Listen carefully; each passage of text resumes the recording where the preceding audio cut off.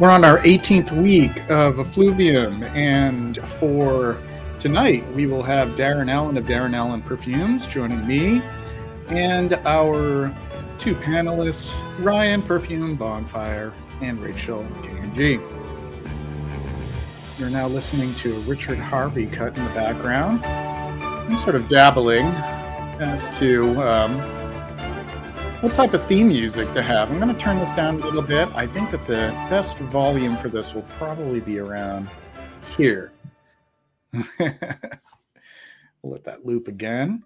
How is everybody this evening? Let me know what your scent of the evening is. Just put that into the chat section. Have us check out what you're wearing tonight, if anything at all. Hello, I by Brian. Welcome. Currently have 8 who have logged in to view tonight. Hello, Will. Will is wearing Goutal Sable. Wonderful selection. Will, I have prepared your package for delivery. You will be hopefully seeing that by early next week. We actually had 2 participants who donated $50. We have 2 individuals who will be getting 4 backup. Well, each of them will have 4 of my doubles, backup bottles that I'm willing to let go. One of them will be getting the cedarwood sanitizer that I was advertising the past couple of weeks. And the other will get a very generous assortment of samples, curated by yours truly. Not just throwing anything in there. There's not going to be 10 Mancera red tobacco. I actually made sure to curate some favorites of mine that I actually had gone full bottle with. And now they will find another happy home. Devil's Share, wonderful. Welcome Daily Medical Discoveries. Houbigant de Champ, which just so happens to be one of the samples that will be included in the 2 gentlemen's packages. One of them will be receiving a sample of Houbigant de Champ.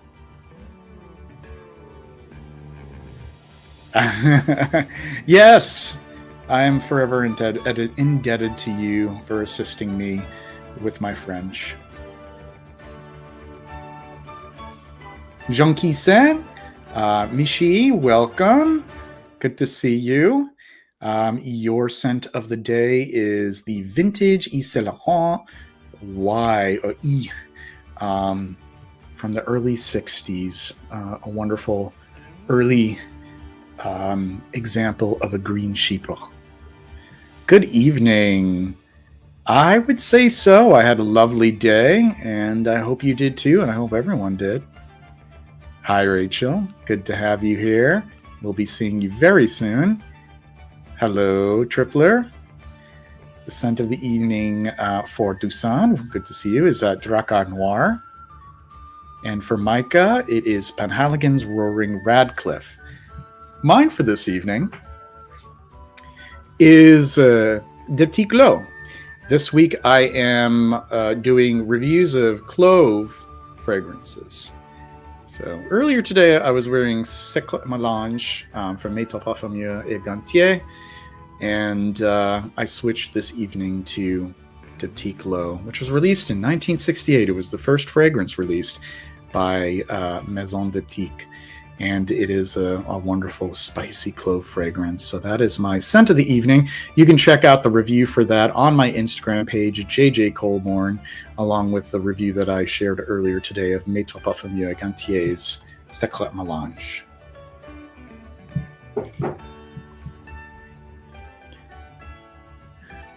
Good evening, Tony, one of our recipients of the 4-bottle giveaway. I have prepared your shipment, and it will be sent out soon with a generous assortment of samples. Thank you again for your generous support. Thank you very much, Dusan. The track, which is a potential theme music for Effluvium, is by Richard Harvey. It is from the KPM 1000 series. The track is called Festival A. So we'll let it loop a couple more times before we start settling in. And tonight I will be taking yet another break on 3 first impressions. And I'll be resuming next week with a special edition, which will actually be second impressions. These will be fragrances that I've already done first impressions, set them aside for a good while, and decided to revisit them. And that will include fragrances from Les Indémodables, Anatole Le Breton, and a few others. So I'll be a few others, 3. One other. I haven't decided which one. I don't think I want to overdo it. But there will be 3 second impressions. Howdy to you, fella. And Philippe, scent of the day, Swiss Arabian Changhaf and Abyad, a clone of Interlude Man, on a lovely snowy day in Switzerland. Hello, scent of the day and night is Catalyst by Halston in the beaker. Brilliant. Hello, Mr. Clean. Good to have you here. And hello, Heinrich. Scent of the day, Musk Ravageur. And you're most welcome. It is an honor and a privilege to provide this content for you folks. Margie, wonderful to see you.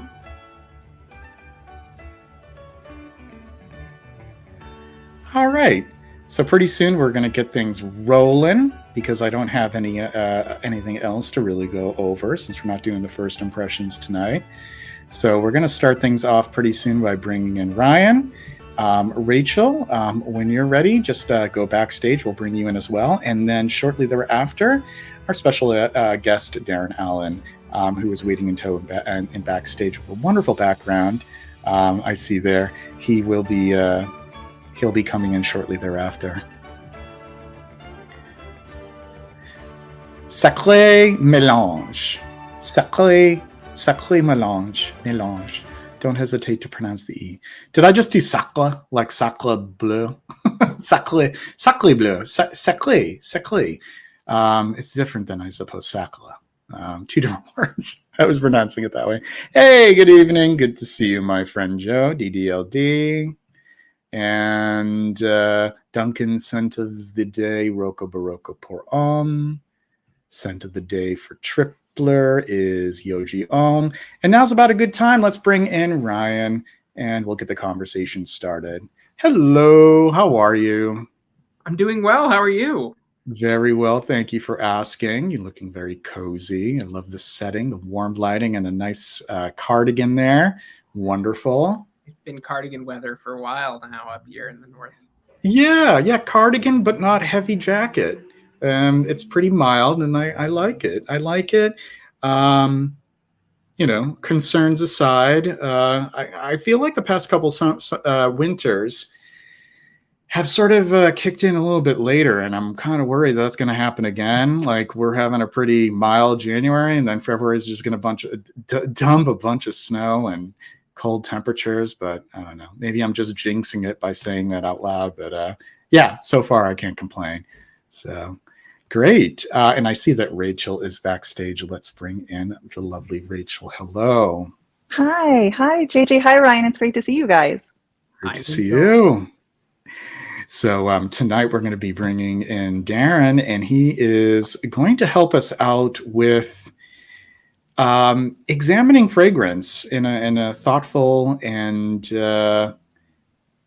in a mindful manner, I suppose. Picking out notes and trying to understand fragrance on that level. I think that's going to be some great conversation, and then we'll be chatting about chypres, since Darren has a couple of wonderful chypres of his own. So yeah.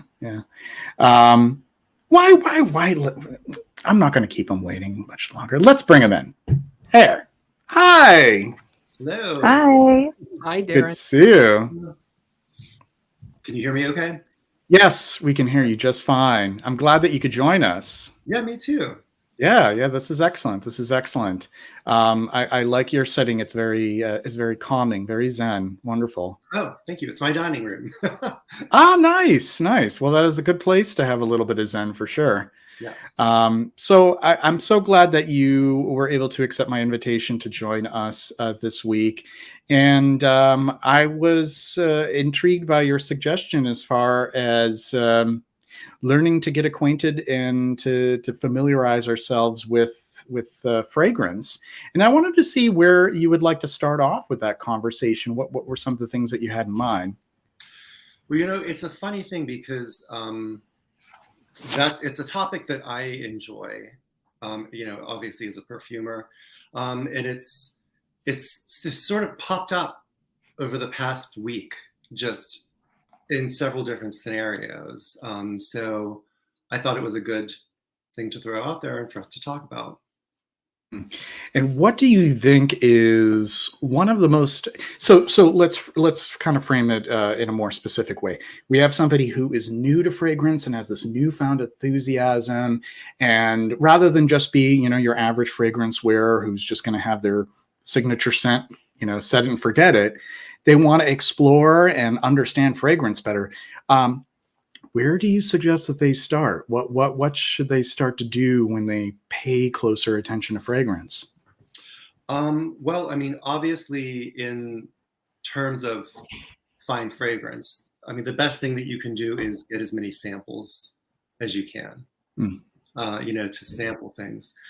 But just in terms of learning to smell, and actually, I was having a chat the other day with Thomas O'Brien from Ouch 110, and this popped up when we were talking about learning how to smell.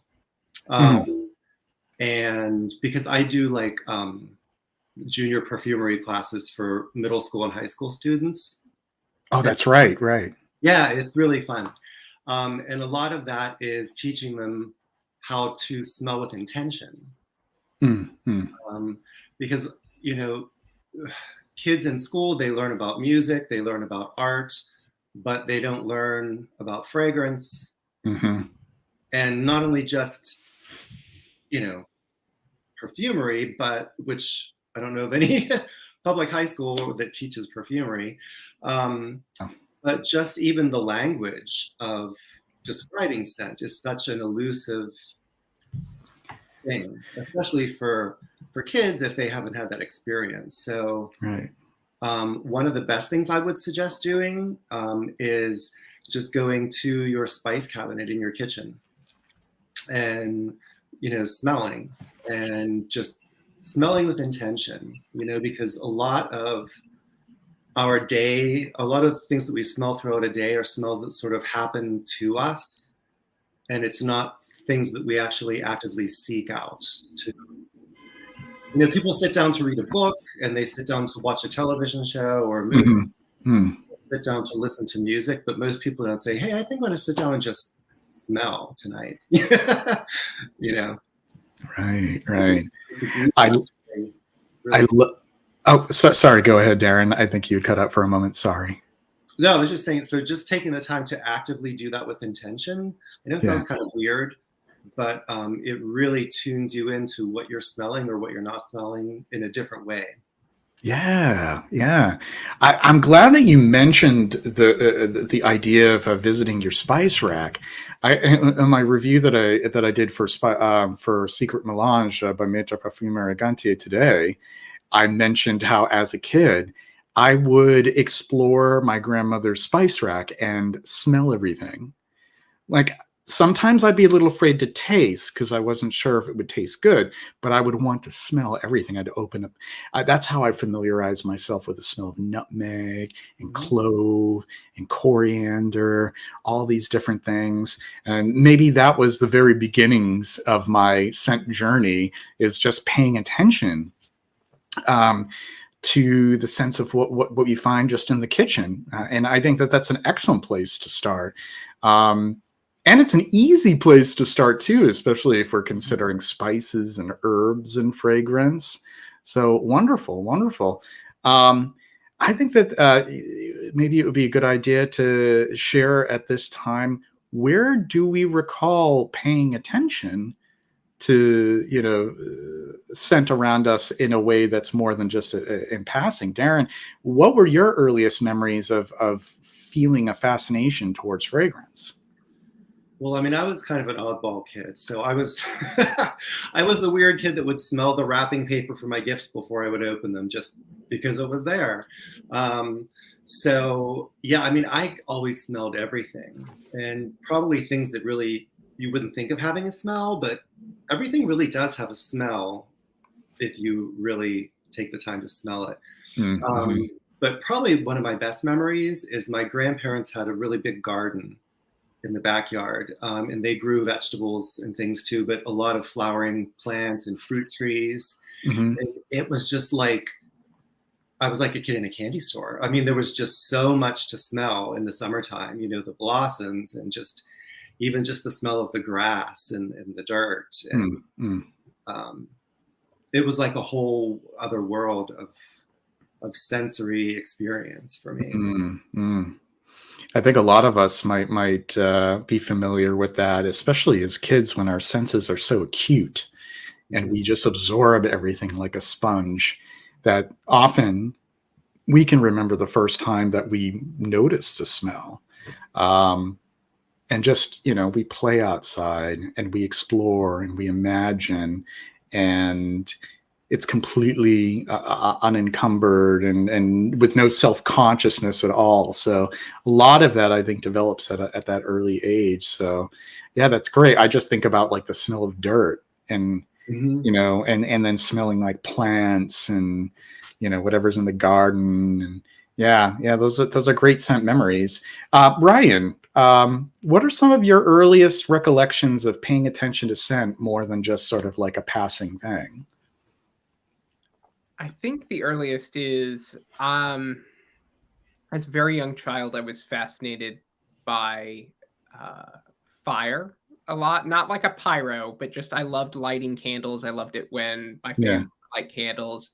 So they would incentivize me, my parents would, by like getting to light a match and light a candle. And for me, the scent of a match burning is probably the first strong scent memory I have. And when I think about a lot of the perfumes I like smoky notes. I like that sort of like, maybe it goes back to that. But that is, if I think back to my earliest years, like that's the strong scent memory that I can instantly recall. And it's obviously a very distinctive fragrance. If you talk about, lighting a match, everybody mostly knows what that instantly smells like. Beyond that, it goes very quickly to the scent of being outdoors. So there was a time I didn't live outside of LA very long, but I lived outside of Los Angeles for a period of time, and just the smell of like the dry earth that you have in the heat there. I mean, we didn't have a lawn when we moved into my house. It was just dirt, and you would play in the dirt in the yard until we finally got sod put in. But like we'd go play on the hills, and it was just dirt and weeds, and the smell of that, and that particular smell of it, that's, the California desert. My grandparents lived in Palm Springs, so we would go down to Palm Springs. That unique aromas, those have stayed with me very strongly, in a way that when I kind of went back to the Southwest area last year, it was kind of like all flooded back. It was like, instantaneous association with it. Even though I wasn't there for very long, it left such a big sense impression on me, that I found it kind of irresistible, going back. You're muted, JJ. Sorry. Rachel, it's your turn. Thanks, JJ. And I just wanted to say, kind of, Darren, what you were talking about young children who really don't have that vocabulary, and even most adults who don't have that vocabulary to express scent sensations. There's an amazing scholar named Nuri McBride who researches and talks a lot about how in the West, we're only now beginning to recover that ability culturally. Like really starting back with the Enlightenment, you have Cartesian epistemology, and and lots of other things that kind of come together to really discount the sense of smell as a tool for gathering knowledge, right? So that was taken away from our society.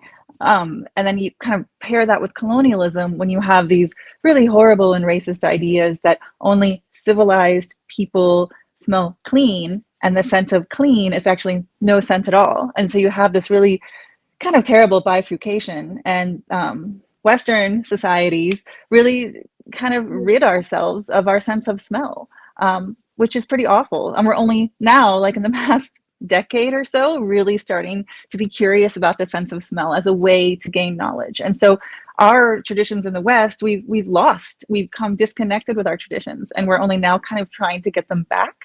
And the only real tradition we have is kind of been commercialized, right? And a lot of it just revolves around this idea of just smelling clean.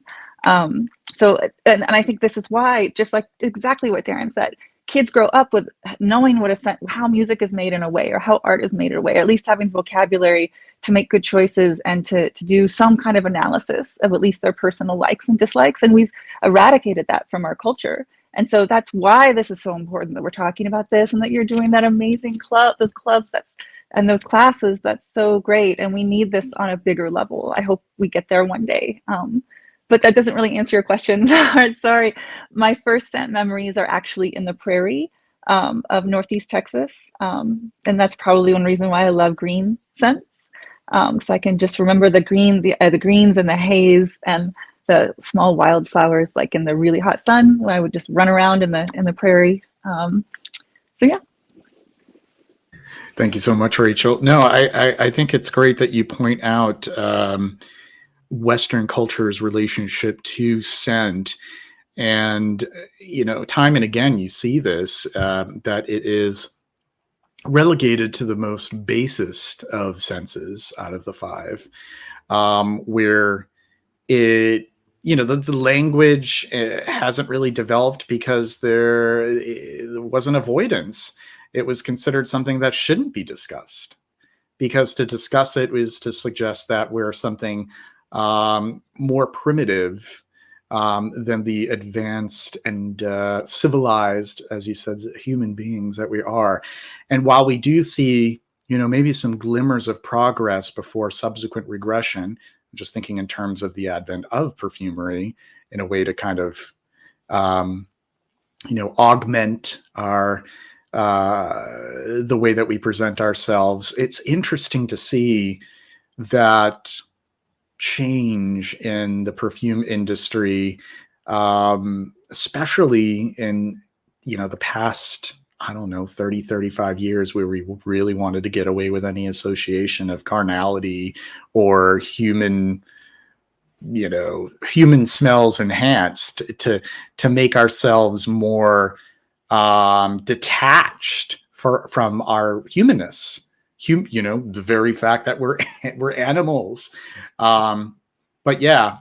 And I do appreciate your pointing out some of the aspects. I think that people have a very difficult time with the idea of colonialism, and it's the way that it has shaped art in many forms. But we would be remiss without pointing that out. So I do appreciate your bringing that up. So Darren, when we start to explore fragrance beyond sniffing something and using maybe 4 or 5 words to describe, what do we want to do to more mindfully smell? To be more present with it. Tell me a little bit more about that process. Okay, well, and this is something I do with my students is I have guided smell sessions with them, where I have little scent strips and they don't know what's on them. I don't mark them. So they're numbered. And so I'm like, let's everyone smell number 1. So, we smell it, and it might be lavender or cedarwood or whatever. And I really stress with them to not try to figure out what it is, because that's the first thing everybody wants to do is identify the notes, right? And they start guessing, oh, this is whatever. But just to describe the smell, and they're not allowed to use the word good or bad, because Those words are verboten because that's just a cop out. Oh, it smells good, it smells bad. Yeah, okay, but what does it smell like? So yeah, like Rachel was saying, we don't really have very much language, even adults, for describing fragrance. It's sort of this elusive, ethereal thing that's sort of hard to describe. So we have to pull words from other senses, words that involve, taste or texture of things. So like if you're smelling, I don't know, maybe lavender, right? Essential oil.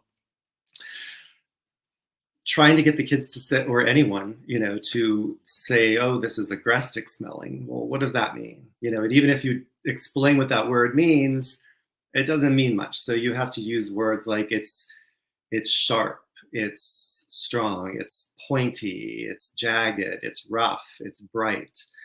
Things that describe it, but aren't so specific to the material itself, just more the experience of what you're experiencing. Or tell me, what color does this make you think of? Or does this bring a memory to you? Have you ever been anywhere in a situation or a place or a time in your life where this smell makes you think of that time or that place? So sort of taking the pressure off trying to identify the actual material and just experiencing what the material makes you think of or feel in different emotions or different textures or colors or scent memories that are attached with it. Tell us some examples of, I know that you said that, we don't necessarily pay, too much attention to, the particular materials first off the bat, but can you give us some examples of certain things that evoke, certain colors or sounds for you, examples of that? Like, how does smelling a certain accord make you feel? What does it evoke? Right. Yeah, that's something that's probably personal to everybody. And also there's probably like a cultural demographic aspect to that, because, like rose, for example, to some people, rose could have a really like nostalgic, romantic feeling. But then to other people, I've had people that say, oh, I don't like roses because it reminds me of funerals. So a lot of it has to do with your personal experiences with it. But I find that colors work really well. Like lavender, for example, because we already used that as an example. If you have ever experienced lavender in its living form, you know that it's purple and you have that scent impression, that you can put with it. If you haven't experienced that plant or don't know what it looks like, then you're sort of at a loss as far as colors go. Although it's interesting because a lot of times, even though someone doesn't know what the material is and may have never been around a real lavender plant, you would be surprised how many times they'd say purple. So I don't know. I don't have an answer for why, but it just seems like that has been my experience. Wow. It would be interesting to explore examples of where the color of the material actually matches somebody's impression without their knowing what they're smelling. Yeah, that is pretty fascinating. Wow. It's funny because often for patchouli though, I don't smell green. I don't smell green leaves though. I often smell more like earthy tones, which is an example of, obviously like when you're smelling patchouli, it's not exactly the smell of the fresh leaf. So I just think the whole idea of coming into a situation, avoiding as much bias as possible, it makes for a rewarding experience. The confirmation bias, I think, runs rampant in those who review fragrance, and somebody says like, "Well, I have the the notes pyramid right here, and this is what's in it." But what about the, the notes that we may not detect right away? Like, should we be so concerned about not smelling them there? Tell us a little bit about that. Yeah, I don't know how fragrance reviewers do it, because it's a lot of pressure, Yeah. To smell something cold.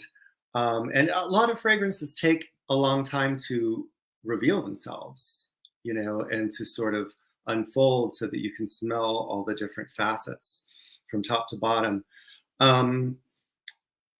So yeah, I feel like we should sort of take the pressure off of reviewers for doing that.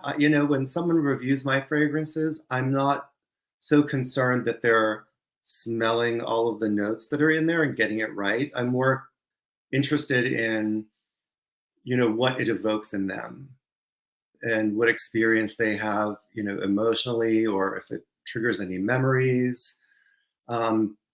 Those aspects of it are more interesting to me, as opposed to being able to pick out individual notes,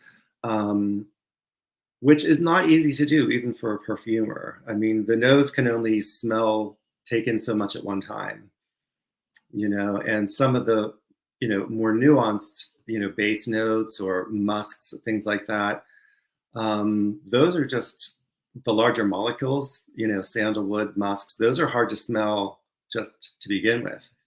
Even at 100% strength on a smelling, on a scent strip, as opposed to smelling it in a composition, which, in some ways helps because it puts things into a context. But then in other ways, you have other notes that are more high impact that are competing. Oh yeah, yeah. It's fascinating with the materials that are put into a fragrance, how some are much more bold and high impact, like you say, their tenacity. Just from recalling my own experimentation, how they can so easily dampen everything else and steal the attention from everything else in a composition. These are very I don't want to use the word living, but they kind of have this this volatility to them. You have to kind of treat them with a lot of respect, and how they, work with or against each other. And the end result, and I've mentioned this, over and again with certain fragrances, some of the most fascinating fragrances end up being where you don't know where one thing ends and the next thing begins. Like the whole is greater than the sum of its parts. It takes a certain talent to be able to do that. So when you do achieve that, then definitely, as somebody who's observing a fragrance, should not put so much pressure on themselves to figure out where everything is going, what is going on in the fragrance at a certain given time. So yeah, great stuff. Just wanted to share a couple of the comments here. We'll start off with Dusan. Rachel's right about the art of fragrances. That's what I think about music. Sadly, many children today in my country have no idea about the best music that was ever written, classical music. Yeah. That, not to go off on a tangent, but yeah, they were. I don't know how if children are getting the right kind of exposure to the history of music, unless they actually have a passion for it and get into, music studies. So yeah, it's kind of like the same idea. And Margie mentioned earlier, don't forget to hit the thumbs up. I don't know how many we have so far. Can somebody give us a number here? We have, do you guys see? I don't want to end up taking up too much time. Looks like we have 19 and we currently have 40 who are tuned in right now. So just hit the like button and we would greatly, greatly appreciate it. Okay. All right. So let's explore fragrance in terms of what our expectations should be. Or the idea of maybe removing expectations. Darren, what's your take on that? Well, I mean, it's hard to not have expectations about anything. We all go into a situation with this preconceived idea. Are you guys still there?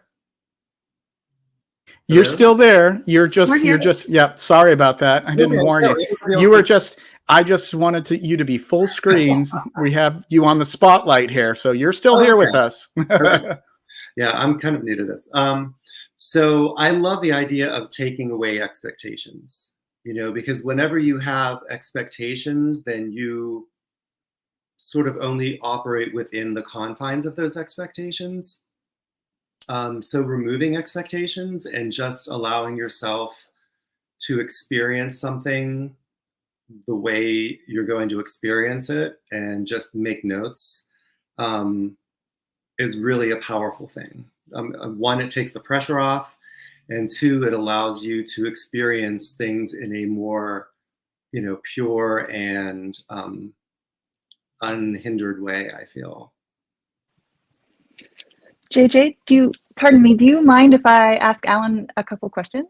Absolutely. Yeah. Sorry to butt in. Yeah. Both of you are welcome to ask your own questions, of course. Yes. Rachel, please. So I was, while you were talking, a couple of things popped into my mind. I was wondering that the method that you do with your kids in your fragrance classes, which sounds so amazing. I was taking notes on it because it's just, I love it.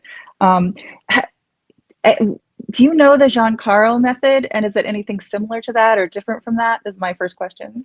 And my second question was, I was wondering in terms of, you know, thinking about smells from history, I was wondering if you might walk us through, if you're willing to, your Moose de Saxe recreation and Fête de Noël, because I'm in love with this fragrance, and just, you know, how you contemplate recreating something historical and how that works in perfumery, if you don't mind. Yeah.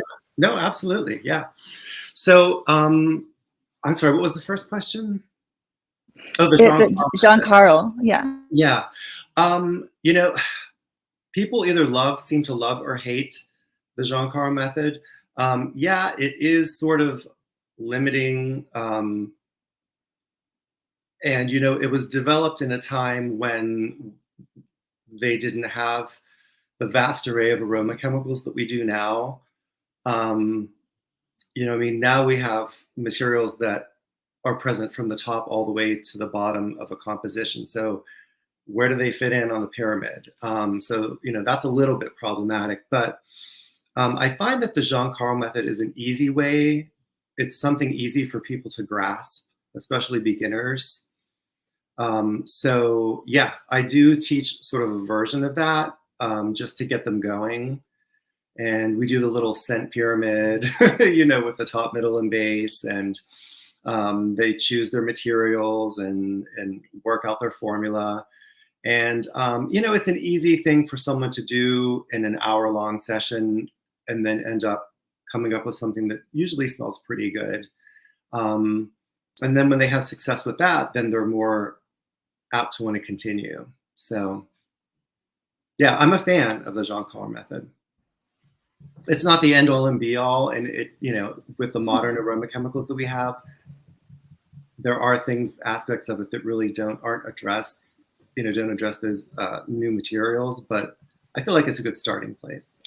Yeah, for kids, it sounds just that they're like proximal zone of development, right? Where they're like you said, they can do it, and then it keeps them engaged and wanting more. So that sounds amazing. Thank you for that feedback. Yeah, that's fantastic. Yeah, absolutely. And then, do you mind? Sorry, go ahead. Oh, but before we move to the next question, Mr. Clean asks, just for some folks in the audience to just extrapolate on what the Jean Carl method is, if either one of you could take the lead on that. I feel like Darren should, because I'm just starting to learn about it. And it just sounded similar to me, so I was asking. Yeah. I mean, it's a really basic method for perfumery where a material is either a top, middle, or base note. And, you know, like when you go to Fragrantica or whatever, and you see the scent pyramid with the top, middle, and base notes, or I think it might be base notes that has that.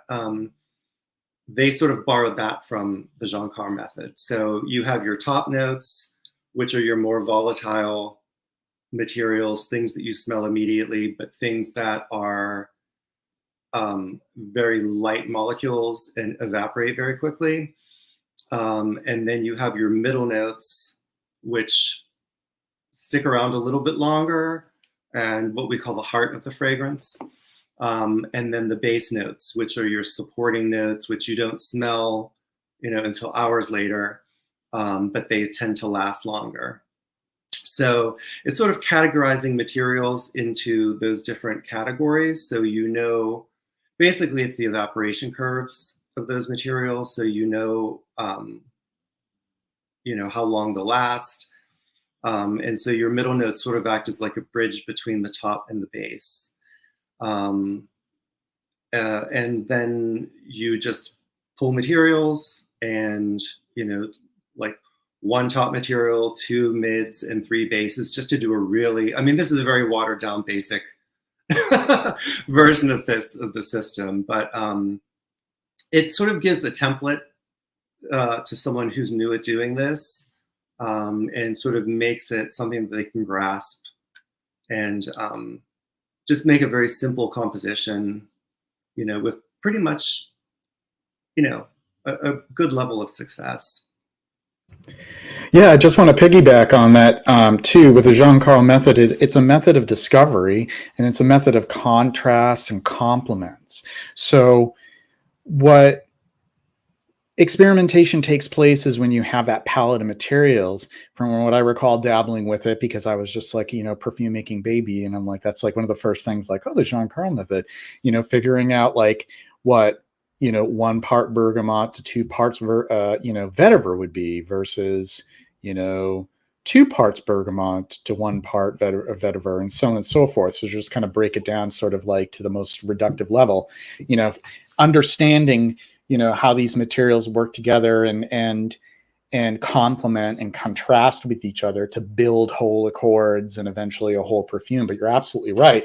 In this age where our palette consists of thousands of options, rather than what was available at the time, other methods prove to be helpful where there may be limitations with that. But it was always fun doing those exercises and then discovering like, oh, wow, that is something that I recognize, that combination of geranium and vetiver, or, rose and patchouli, and different doses and percentages. So yeah, great stuff. Great. We do have an active chat here. Oh, yeah, just to clarify, not Jean Carlio from Jean Patou, Jean Carl, who is a seminal perfumer from the early 20th century, who developed this method. Tripler says, amazing that we all use this pyramid to understand frags, and many of us just hearing the importance of it. Yeah, it all stems back very far.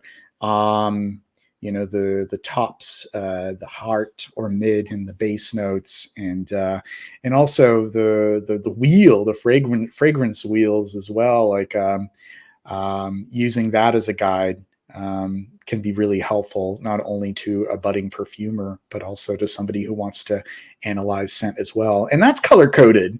So there you go. Darren, what else did you want to cover as far as this whole process? As far as smelling and learning and discovering. Yeah.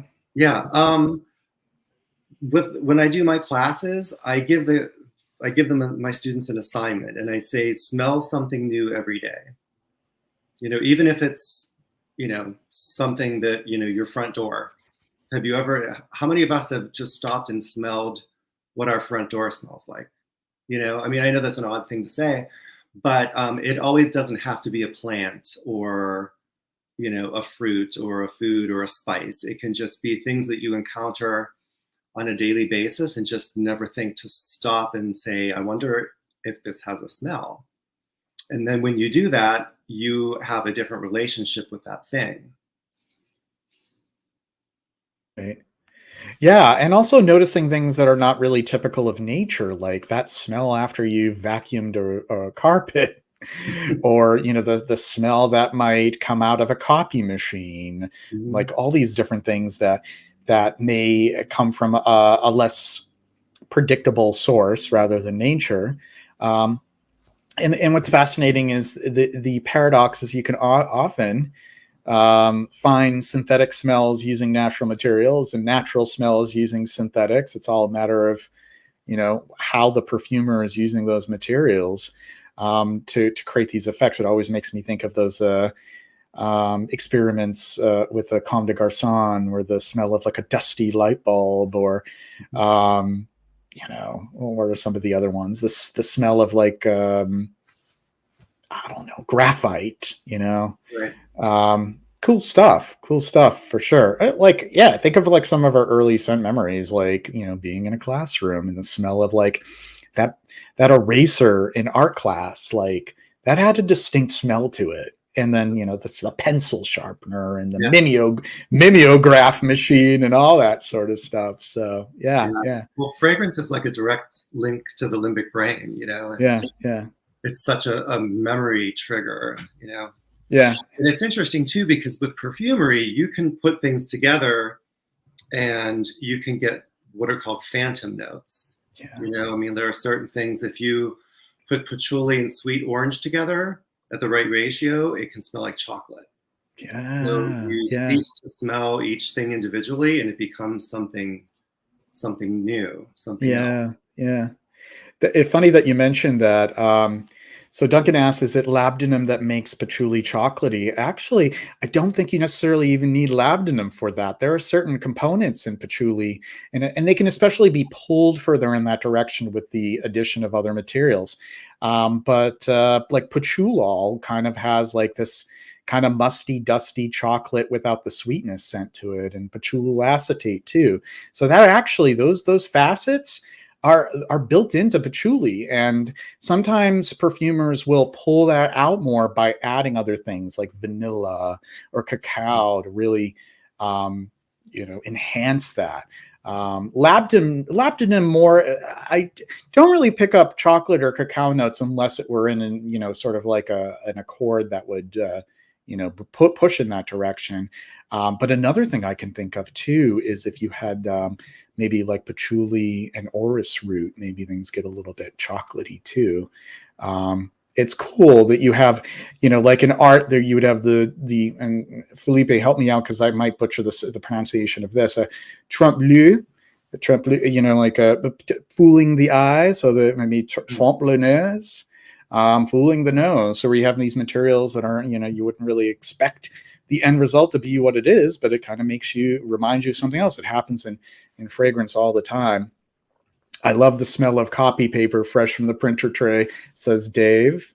And Margie says, would love to hear about Darren Allen's perfume and how they came to be. Chypre number 1 and your new one, Fête de Noël. Darren, can you share that with us?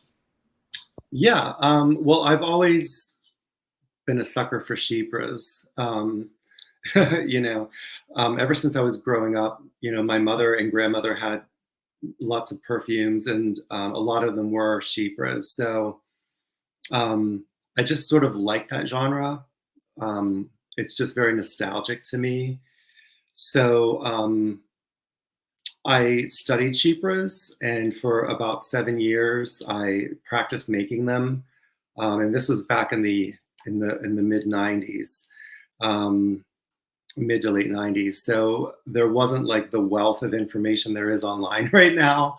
But I got books and perfumery books, and I was lucky to come across study formulas for, some of the great chypres like Mitsuko and, Le Chypre by Coty. And wonderful. Yeah. So I just practiced making them. And just to learn, not to copy them, but just to learn the structure and the style. And it's just always been something that I loved. So yeah, Chypre number 1 was my first Chypre, and it was just a very academic Chypre. It's just your basic Chypre structure with some florals and some woods in there and citruses. And then what I love about chypres is that you can sort of steer them in different directions as long as you have that, that trifecta of the bergamot, labdanum, and oak moss. Right. And sometimes patchouli. It's like the Y vowel. Sometimes Y, sometimes patchouli. Yeah, exactly. So depending on what other materials you put in terms of different citruses or herbs, adding in a green aspect to it. or different florals, you can sort of steer it into different, different types of chypre. So, my first one is the chypre #1, and that's just the chypre classique. And then, I did the chypre jaune, which uses a lot of yellow florals like narcissus and broom absolute and like yellow florals. So they go by colors. So I have a chypre, which is a green chypre. And then the Fête de Noël, I just wanted to do something that was in that same genre, but sort of with a holiday twist. So I did like lots of spices. Nice. A bayberry accord. So, yeah. I love the yellow florals. I love, like, putting together, mimosa, narcissus, and broom absolute. So broom, it's also called Genet. It's like this, it usually grows in like meadows and heaths, and it has these distinct yellow flowers, and they smell glorious. Reminds me of a very, very good Santa Maria novella, Ginestra. It's a really great broom scent. But yeah, I just wanted to say that I get giddy over yellow florals. I'm like obsessed with them. So yeah, like nice. I mean, there aren't really many yellow florals. Yeah. Perfumery a lot. Yeah, they're limited. Yeah. Well, the thing that's fascinating about that is you think about color, the way that color is used in inflorescences and flowers. The more colorful a flower is, and of course there are exceptions, the less scented it often is. So it is sort of a treasure to have a plant that gives a lot in color and scent. So that's why you don't have as many like flowers beyond maybe the white and the purple and the yellow that give off a scent. And the white florals, that's a given because they're not relying on insects being attracted to them for their color, because what they're trying to attract are the nocturnal insects. So it's kind of fascinating stuff. What are some of your favorite chypres or your favorite influences? You already mentioned Coty chypre. What are some of the other beloved chypres? Well, Mitsuko Guerlain it's just it's one of my favorites. Agree. And Nuit de Noël is a lovely chypre. Crêpe de Chine. Yeah, crêpe de Chine. Yeah, it has that really green, like bitterness to it. Yeah. Totally. I wanted to circle back because I think that we did get sidetracked. I know that Rachel, you asked about Moose de Saxe. Let's revisit that a little bit. Yeah. So for those of you who might not be aware, Moose de Saxe it's an accord. It contains maybe around 30 or 40 different materials. And it was a base that was made and sold by Dallaire at the turn of the century. And it was when isobutylquinoline had just become a new molecule that they were marketing. And sometimes it's just referred to as IBQ, which has this sort of very strident, medicinal, leathery, almost like iodine type of smell to it.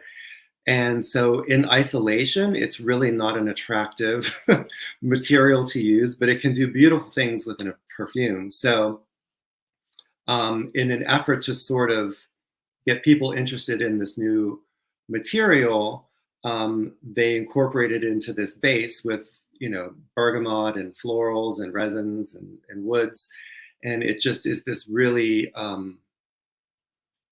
it's not a replacement for oak moss, but it does have sort of a mossy characteristic to it. And so it ended up becoming wildly popular. And it was used as a note in a lot of, vintage fragrances to give it sort of this characteristic dry, mossy, sort of, it's hard to describe. It's its own smell. So I've been over the years collecting, study formulas of that, and it's not just one formula. Like there are multiple formulas of Moose de Saxe. Some of them have one material in it. Another version may leave that material out, but there are some core materials that are, prevalent. So I just pulled from like a bunch of different formulas that I had for it, and sort of compiled it all into one. And then the trick was balancing it, because I didn't always have the ratios. Some of the ratios had been redacted. So I just had to use my nose and try to find it in different vintage fragrances that I know that accord existed, to recreate my version of it. It's not necessarily the right version of it, but yeah, it's a really interesting nuance to add into a fragrance to really give it that vintage feel. Yeah, yeah. If folks are interested, I do an overview video of Moose de Saxe on my YouTube channel. I released it, I think about a month and a half ago. So it is titled Moose de Saxe. And I get into further detail on it, what you might find in it, where it might be found in perfumery. You do mention Nuit de Noël, which is one of the famous examples of where we find Moose de Saxe, and there's another wonderful one. I love those early colognes, like Nuit de Noël and Narcisse Noir, and yeah. Great stuff. Great. Well, I mean, we're getting into the discussion on chypres, and why don't we dive right into that? Before we do, I have a question. Because of course. Oh, Ryan. Yes. We don't have to. Not yet. Because a little bit ago we were talking about the way ingredients combine to create a singular effect that your nose can't discern from, like patchouli and orange becoming chocolate. In your journey as a perfumer, have there been any sort of happy accidents or discoveries where you've brought components together and it created something that you weren't expecting, and suddenly you identified a new note in that combination that you weren't prepared to encounter in your creation? Yeah, that actually happens a lot. And it's always exciting when it does happen, because it is a happy accident. And it can sort of derail you sometimes, because then your fragrance ends up going in a different direction. And I just go with it, because, I'm like, all right, we're just taking this ride and see where it goes. That actually happened to me with a fragrance that I made and ended up calling Vintage Novel. Which smells like an old library and like old library books. And that I totally didn't intend to make a fragrance that smells like an old library. I was just messing around doing my version of like a rose oud saffron fragrance. And it smelled fine, at first, and then a few days later, I pulled it back out and smelling it, and it smelled totally different, which happens more than you would think. And I had my fiance smell it, and I was like, what does this smell like to you? Because it was so familiar to me, but it was not at all where I was going. So talking about going into a fragrance experience with preconceptions, because I was ready for this oud, patchouli, rose, saffron bomb, and there was something else I was smelling, and I just couldn't quite place it. So I asked my fiance, I'm like, what does this smell like to you? And it's funny too, because he hates perfume and he lives with a perfumer, but he smelled it and he said, it smells like an old book, like an old library. And as soon as he said that, it hit me, and I was like, oh my gosh, yes, this smells like you're sitting in like a library with old books. And so I just went with it. And then I tweaked different aspects of what was in there to bring out certain elements. So yeah, it happens. I think it's exciting when it happens, even though you end up getting something that you weren't going for. I just let the materials kind of lead the way and just see where it goes sometimes. That's Thank you for sharing. I was just sampling Vintage Novel the other day. I would have never thought it started as a rose oud, so to speak. Yeah, it was a total accident. Darren, I also have a partner who is not a fan of fragrance. It does exist, and we can still coexist harmoniously in spite of that. So I relate to that. But yeah, I love the stories of happy accidents where, you know, you had one entirely different intention and then, oh, wow, this is not what I expected, but let me just kind of go with it. Yeah, that's a cool story behind that. Excellent. Excellent. Somebody, Tony, to be exact, is interested in your fragrances and wants to know if you are able to ship internationally. Yeah, it's a nightmare. I've been working on this for a while. Yeah, it's probably not going to happen soon, but it is definitely something that I've been working on it. It's just there's a lot more red tape than I anticipated. Mm-hmm. Well, we'll stay tuned and see if there are any further developments and making that a little bit easier for you. We can completely understand the complications behind that. So great. And JJ, do you mind if I ask just really quick on this topic? Of course, absolutely. Just because, Darren, I love your fragrances. I'm going to buy more. I want to see more of Darren Allen type fragrances in the world. And you're saying how difficult like international shipping is, for example, which I didn't know. Like what are, like as customers, as consumers of fragrance that, you know, we're not specialists. We don't make fragrances. We're not in that world like you are. What can we do to help support indie perfumers, you know, smaller artisanal houses? Is there anything that we can do to help small businesses in the fragrance industry? Do you have any suggestions for us, or is it just, you know, buy more? Yeah. That's a good question. I don't know. I mean, the issue I'm running into is like I took the hazardous material shipping course and all that, and I was going through the process to ship to the EU. And then where I really hit a wall was you have to have a representative in the EU. So either you have to have an office there and a representative, someone representing your brand, or someone that lives there that is acting as a responsible person and is a representative of your brand. And that's really what's holding me up, because I don't have a representative in the EU to ship to the EU. So yeah, that's where I kind of hit a wall. I'm not sure what customers could do to help with that. If anybody has any ideas, my ears are open.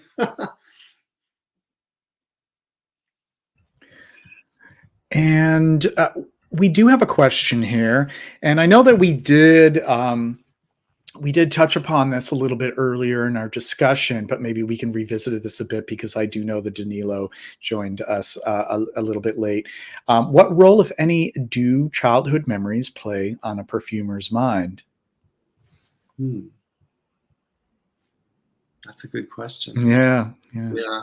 I think it's more so with me, the connection I have with my materials. Mm-hmm. You know, because I do have certain scent memories attached to certain materials. If I experience those younger, so it's mainly like florals and spices. You know, I don't know that I have a connection with labdanum from when I was little, because I never ran into that. But yeah, mainly with florals and citruses, things that you would encounter, you know, typically. But it's funny because those associations change with time and with age, and you know, I've gone down this rabbit hole now of making my own absolutes. So I've always like done tinctures, and I've dabbled in distilling essential oils. But I recently, over the summer, got a closed circuit ethanol recovery extractor.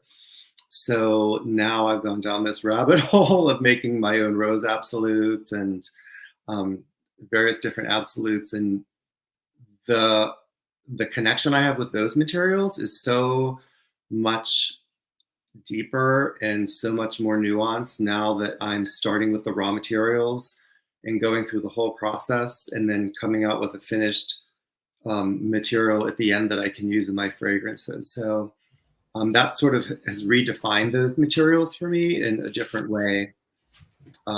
So I feel like every time we interact with something, we're adding more to that experience and making the connection we have with that scent or that scent memory or that material, making it richer. Mm-hmm. I'm going to ask a question specific to chypres. We do know that the basic structure of a chypre would include, bergamot, labdanum, oak moss, patchouli, give or take. Wasn't patchouli the Y? Sometimes, yeah, sometimes patchouli. Is there any one of those that is an absolute must so that it has that distinction, that if you were to take it away, it wouldn't really be a chypre? What out of those would you think is the defining element of a chypre? This is going to sound like I'm copping out on my answer, but all of them, because I've actually done this. Yeah. I've experimented where I pull one of those three materials away and I don't get chypre, So, if you have the bergamot, the labdanum, and the oak moss, or sometimes it's tree moss. If you take one of those away, you're heading in the direction of a chypre, but you don't get that. At least I don't get that association with it. Yeah, I can kind of see that. I'm just thinking, what sort of citruses would open it in place of bergamot? I mean, maybe mandarin, but even mandarin doesn't lend that quality that bergamot would. And I always thought that definitely, labdanum and either oak moss or patchouli. I find that if you were to remove labdanum, it would be almost like, you're moving into sort of like, you could move into fougère territory depending upon what's built around it. Mm-hmm. Yeah. I mean, if I had to pick one, I would say maybe the bergamot. You could get away with using lemon and orange or lime and orange or something. It would get you close, but the thing with bergamot is it's sort of like the chameleon of the citruses. Yeah. It's not, when you smell it, you smell citrus, but you don't. Whereas if you smell a lemon, you're smelling lemon. Or if you smell orange, it's orange. Right. A lot of people have a hard time identifying bergamot. They're like, well, it kind of smells like a lemon, but kind of not. It kind of smells orangey, but kind of not. So it's sort of this chameleon of the citruses. And pre-aldehyde, it really acted, and pre-hedium, it really acted to give a lot of diffusivity and lift and diffusion to perfumes. Yeah. I think I started to, I think I had like a head start because I drank a lot of Earl Grey, because I thought Earl Grey was like like a cool person tea to drink in high school, and I still drink it to this day. So I was able to kind of point it out, like, oh, it's that kind of Earl Grey kind of scent, because Earl Grey is flavored with bergamot. But you're right, and also I guess it's true that like bergamot is there a lot of the time anyways, even if it's not really even listed as a note. Like, I think bergamot is just one of those, blenders. It blends into other things. It blends into the other citruses. It kind of shears them out. It kind of, kind of helps to kind of like get the other citruses to chill out a little bit and to help them kind of seamlessly transition into florals and stuff. But I think bergamot and more of a capacity in the chypre is just I always pick that up in most of the famous chypres from the very opening. So yeah. Well, Very and good. bergamot, as opposed to other citruses, has more of a perceived elegance to it. Yeah. Other citruses like lemon, lime, or even orange, they have such a definitive food association with them, right. or even like a cleaning product association. They can, yeah. Whereas bergamot's like a little bit more aromatic, almost kind of like floral adjacent. Yeah, that's right. Because it has a floral aspect to it. It has a woody aspect to it. So it's just it's a little more elegant of a citrus. We have a question for you, Darren, from GMG. GMG would like to hear your take on how IFRA impacted the whole chypre family. Good question. Yeah, that's a good question. Oddly enough, I feel almost that, the actions that IFRA has taken on, restricting oak moss, for example, it's not banned. There's sort of a misconception about that. People think that oak moss is banned. It's not. It's just restricted. And the version that we are now supposed to use is a version that has had the atronol and the chloroatronol reduced to under 100 parts. I want to say it's 100 parts per million, but I would have to look it up. But that's what's sticking in my head. So one would think that that would be really limiting and would sort of dissuade people from making chypres, but I almost feel like it has sort of encouraged people to figure out new ways of making chypres, using the low atronol oak moss, or different fragrance houses like Givaudan and IFF have their versions of like synthetic oak moss, and then you have like Evernell or Veramoss, which is a replacer. So I don't know. I don't know if it has anything to do with IFRA, but I feel like there's a lot more interest in chypres. Like I was the weird perfumer that was all about chypres, and I feel like there's been a renewed interest in them since oak moss has been restricted.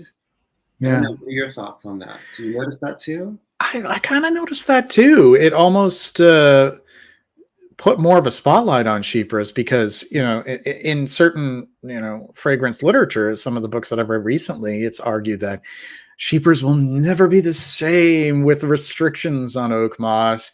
And I have a hard time believing that we can't at least approximate it to a convincing degree with the usage of other materials to bulk up the oak moss. And I also say this time and again, oak moss is a high impact material to begin with. Like it wasn't like very much was needed before these restrictions anyways. So if we're talking about like the average amount of oak moss that was put into a blend was, about 0.5% of the concentration. If you're scaling that back by a fifth, to a restriction of about 0.1%, I don't imagine that it would be impossible to build upon that in a convincing way, like you said with Evernol and slash Veramoss. Arsenal is another one, and using patchouli and vetiver and other things in your arsenal to build that back up. And I think there's great examples, much like yours, Oritza à la Grande, Chypre.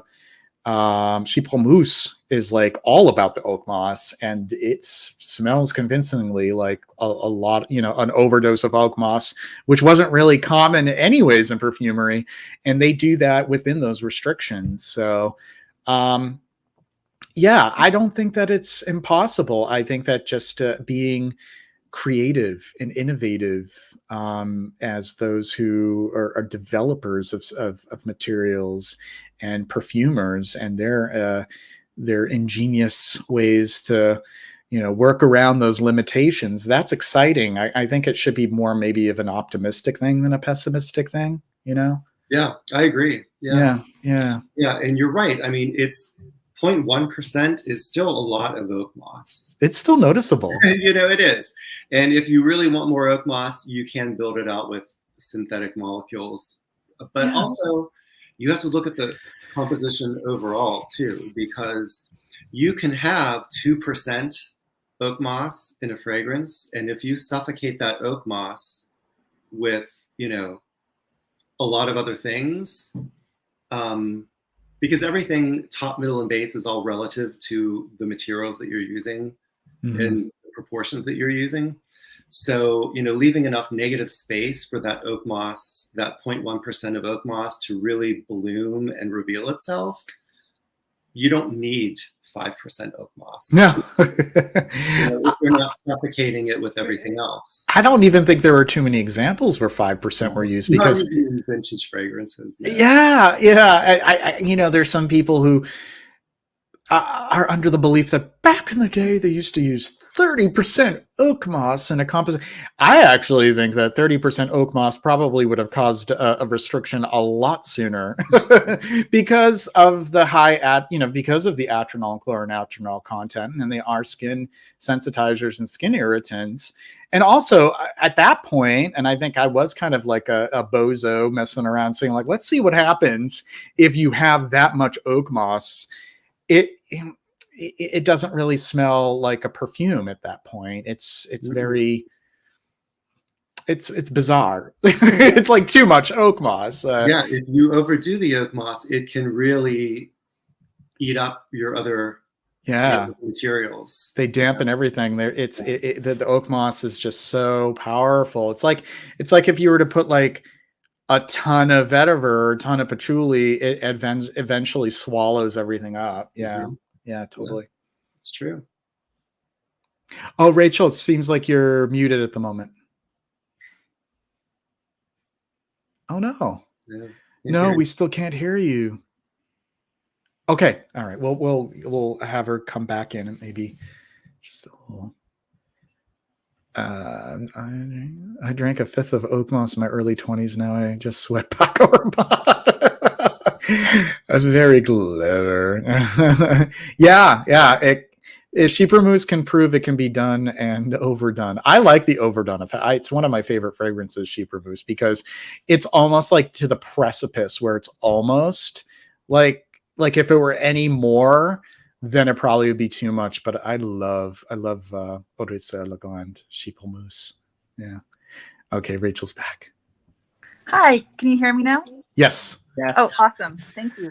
So I was just curious, y'all are speaking about the, innovations and even the like EU and IFRA restrictions and recommendations. I was curious, Darren, I'm sure you follow the industry, more than us, non-experts do.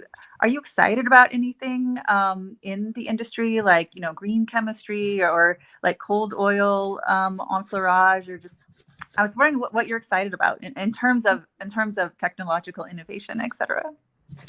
Yeah, I mean, there's always something on the horizon and something new.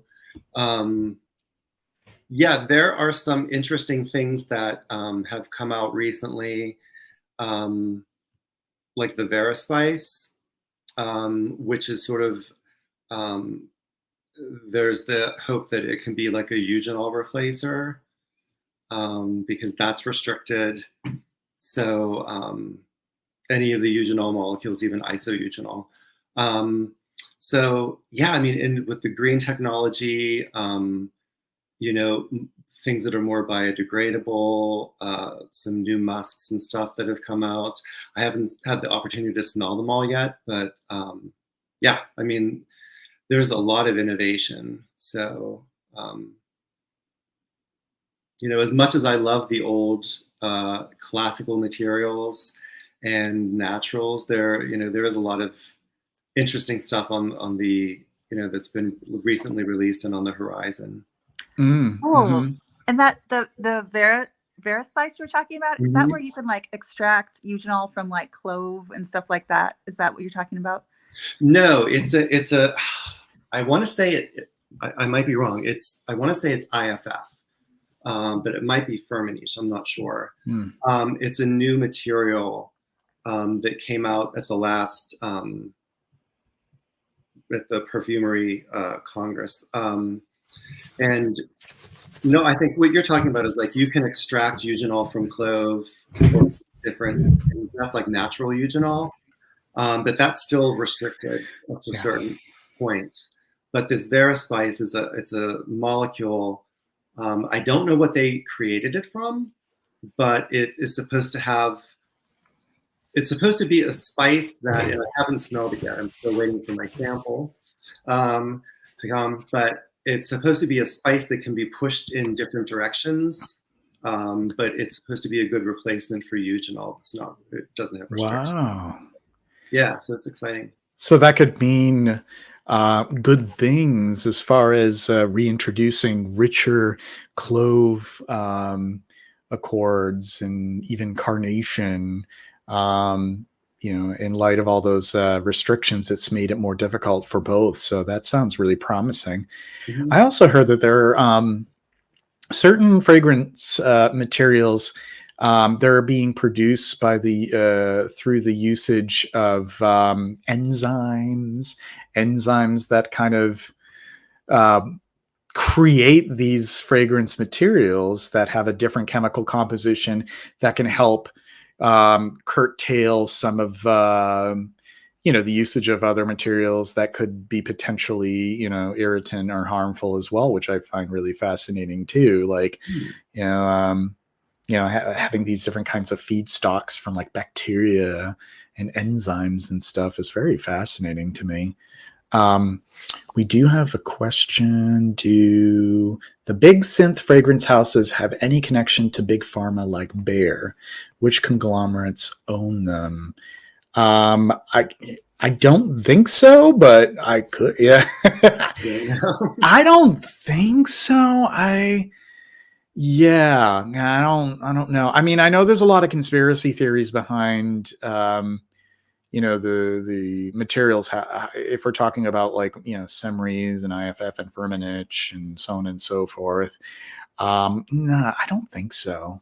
I could be wrong, but I feel like I would have run across that kind of information before. I haven't heard of anything like that. I mean, I've heard the conspiracy theories about like, with IFRA and the big fragrance manufacturing houses, and I don't know that there's truth to that.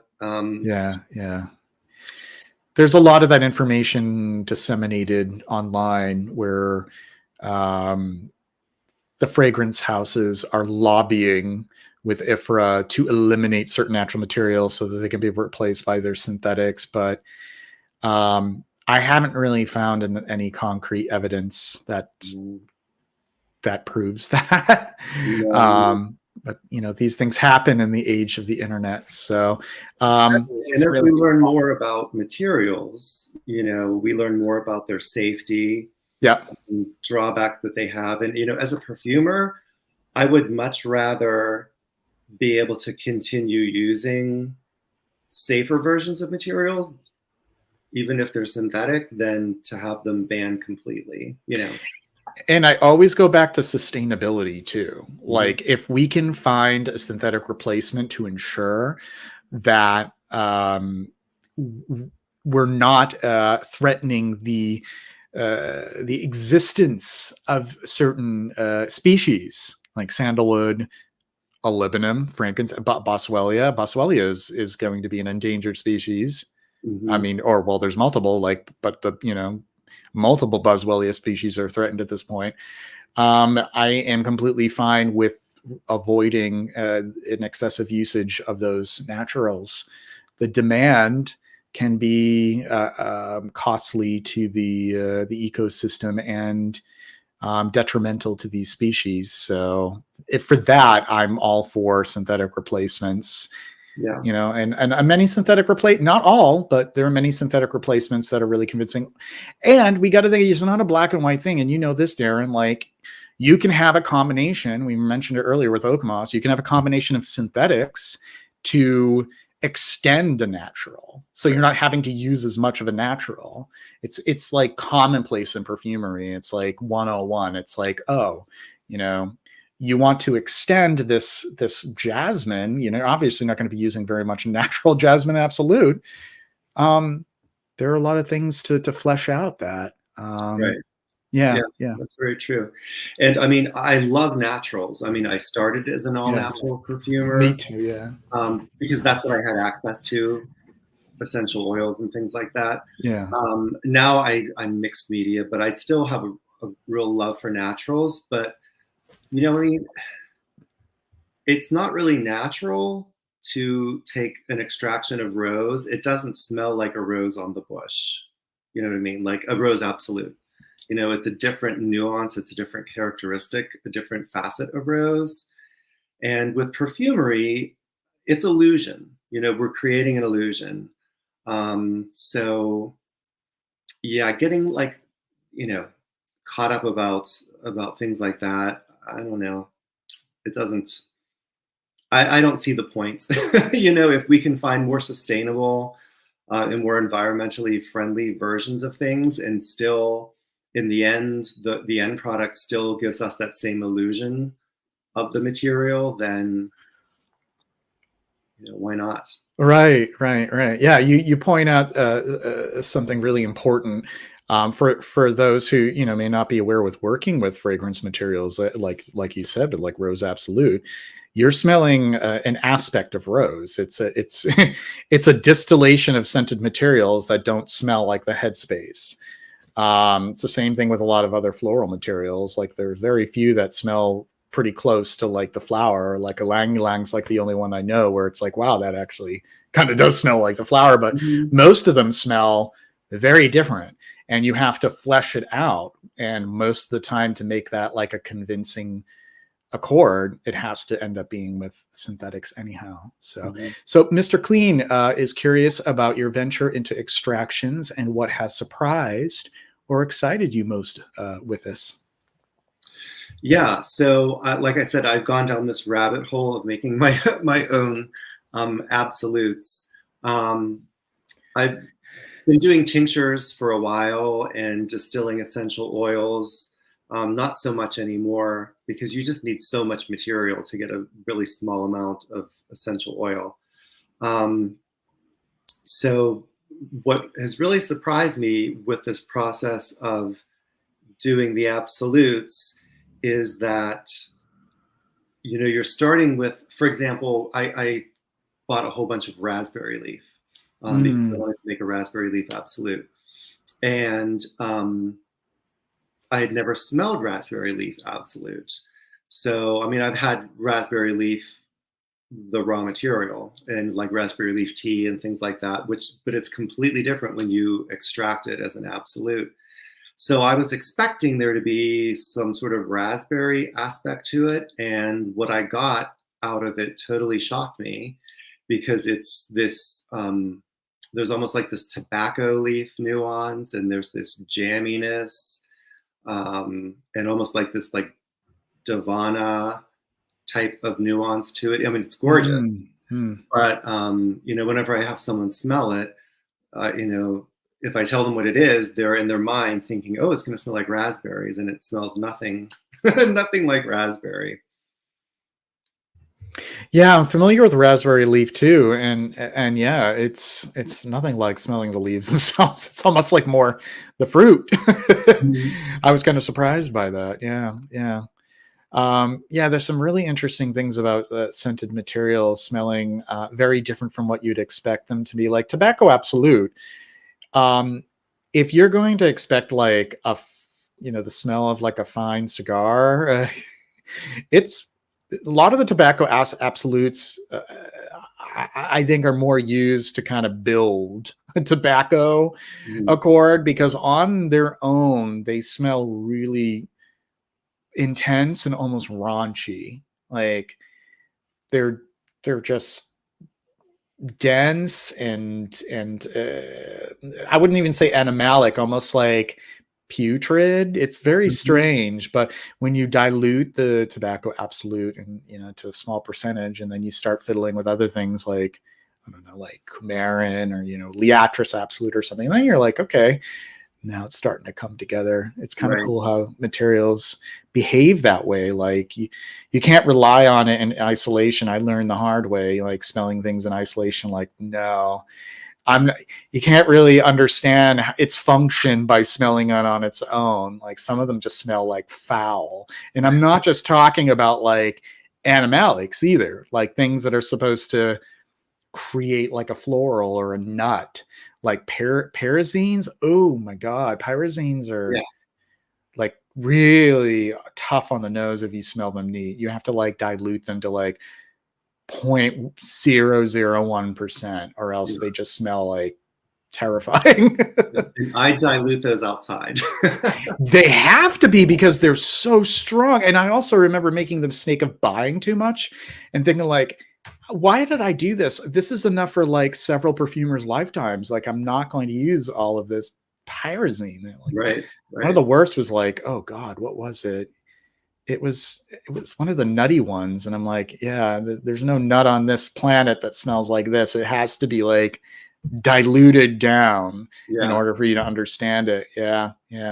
Well, it's an aspect of nuttiness. Yeah. It's kind of like a little shade of it that needs to be there. But because it's a little shade, a tiny amount is only needed to paint the full picture. Yeah. It's cool stuff. So guys, do you want to, just start to do a little bit more of a free-form discussion on just like fragrances that excite us? Keep it on maybe like a chypre theme. How do you feel about that? Yeah, we can do that. Cool. All right. Who wants to start? Who's got something that they want to talk about?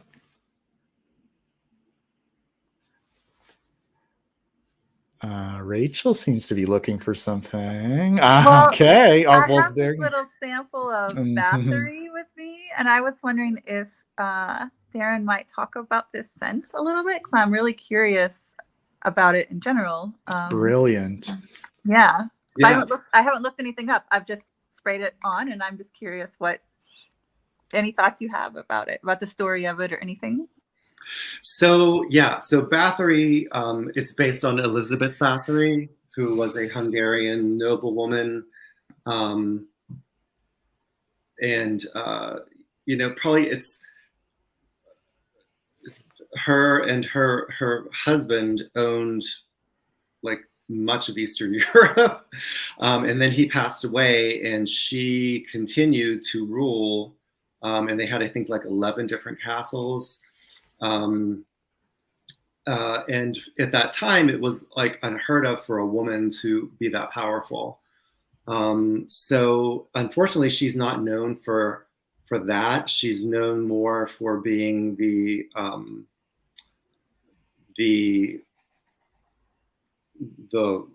woman who apparently bathed in the blood of her servants, her female servants, in an attempt to retain her youth. So there's that little dark aspect of it. So I wanted the fragrance to be dark, and I actually was going to do it as a chypre because that's what I do, and I love chypres. But the oak moss just didn't fit in. It was sort of interfering with the incense notes and the leather notes in the base, because I wanted the base to be, she was a very good equestrian. So I wanted to bring in like a leather saddle aspect of it.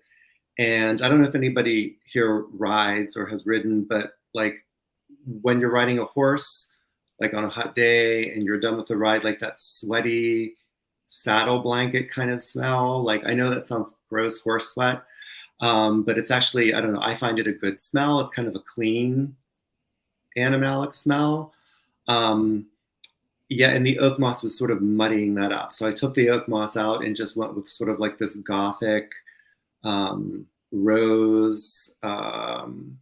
And I used some Hungarian spices. I used saffron and paprika. I did my own smoked paprika tincture, and the leather and animalic. So yeah, that's Bathory. Thank you. I love it. And it's funny because we do ride horses, and we're actually teaching our we have a 4-year-old son. We're teaching him how to ride right now. And so we're going to the barn a lot. And that's good. Totally what's in here. It's great.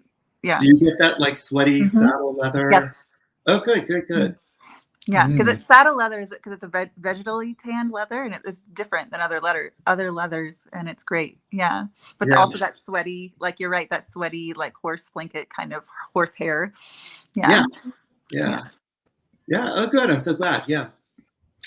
I didn't know if it was too weird, but people seem to like it. So. So Jonathan asks, if you have any designs based on a classic Russian leather. I don't. I have a Guidalusi base that I created in a cord that I've been wanting to use in something. So it's just been kind of sitting on the shelf. So maybe that will be one of my next projects to put that to use. And I have a question here. Have I tried Peau d'Espagne from Maritza Legrand? I haven't yet.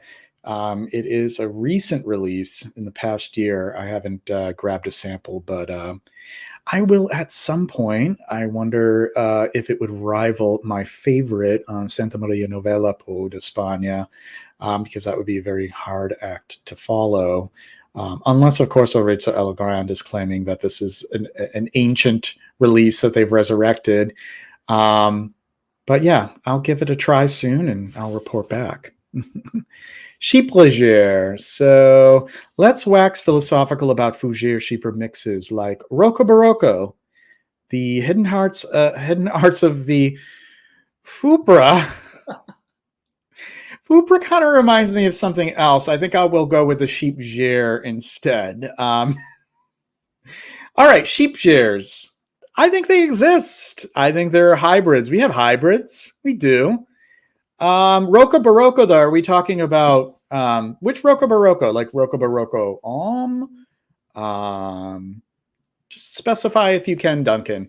The Chypres. Let's talk about that a little bit. What do you think of that? The Chypres. The Fupra. Well, I mean, based on the accord structure, they are very similar. Yeah. And the Chypre has the labdanum, and the fougère has, the coumarin and the lavender and the geranium.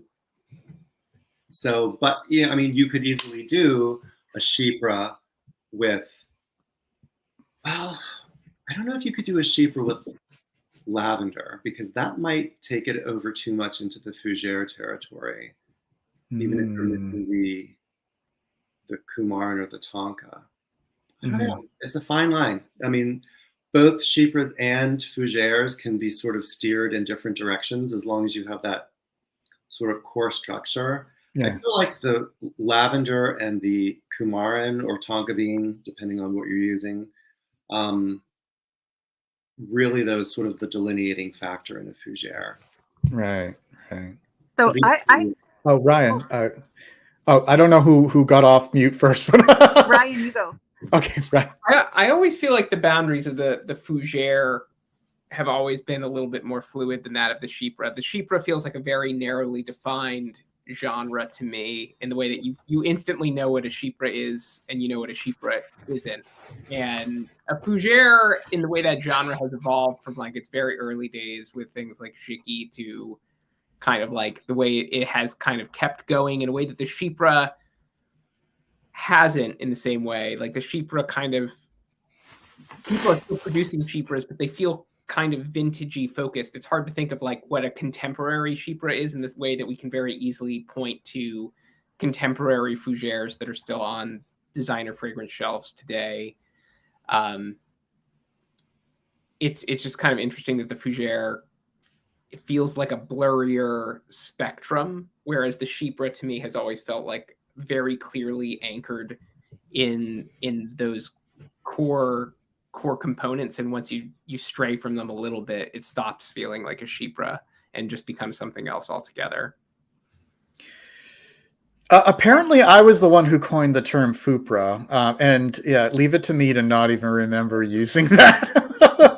At the time, I guess I didn't. I thought it was a good idea, but apparently, in one of my reviews, I referred to Roca Barocca Porum EDT as a FUPRA.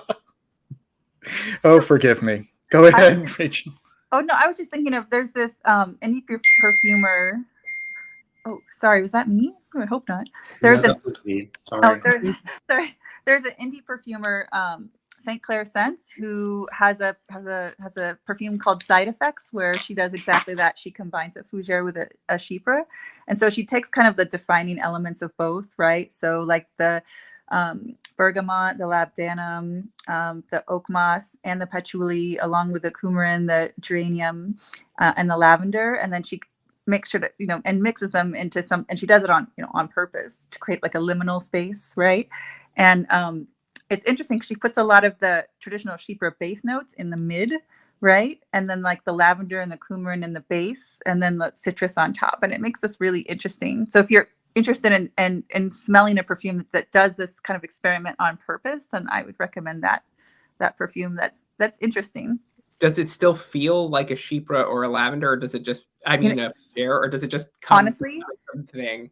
It's immediately before I even read about it, because I always try to spray on and not read anything about the scents. But when I sprayed it on, immediately what popped into my mind, the first words were, "This is a combination of a fougère and a chypre," like immediately. Mm-hmm. So it's very obvious, I guess, if you're already used to these structures. So I think that, and I think actually there's lavender throughout from top to bottom. If I'm remembering correctly, I might not be, but it's just it was fun. It was like a fun structural kind of play, and I think she's worked with Christophe Laudamiel a little bit, and I know that he plays around a lot with structure. So they're definitely out there, and it's definitely fun. Especially if you're once you know the classic form, it's fun to play with it, right? Mm-hmm. All right, the time has come for us to do a trivia for the chat. We haven't done this one in a while, so it's going to be a trivia question, and the first person to answer correctly will receive a sample package from me, from yours truly, curated, no cost at all. So we'll get this started. So pay attention, everyone, all 36 people who are tuned in right now. The first person who answers correctly will receive a sample package. Which of the following essential oils does not come from its flower? Jasmine, ylang ylang, and geranium. Which of the following essential oils does not come from its flower? Ylang ylang, jasmine, or geranium? Let's see. Get in those answers. They're in droves. Where are they? I don't see any. Well, there we go. We got one. Yes, congratulations to Flavor Sauce. Jean-Claude was a very close second. And then Tripler. Flavor Sauce, get in touch with me on Instagram. We'll send you a sample packet. Wonderful. All right. Okay. Fougères are great on a man right after the shaving and during the rainy days. Okay, I can get with that for sure. I mean, I would say great anytime. I feel like that's the virtue of the fougère. There's never really like a wrong time for the fougère. It's just the most quintessential like utilitarian fragrance there is, which is why you ended up with things like Brut, which is like wear that every day, any occasion, all the time. It's perfect, and you never have to own anything else. Like that's kind of like the quintessential fougère. Other fragrance genres feel like they're more particular. Chypres feel, I don't know. Chypres can be very green, but they do tend to feel a little bit like richer to me than a lot of fougères in a way that doesn't feel quite as utilitarian as the most like basic of the fougères, like Pinot Clubman and New and all these classics. Fougères, I think the richer a fougère idea becomes, the further away from a fougère it ends up being. It ends up starting to become something else.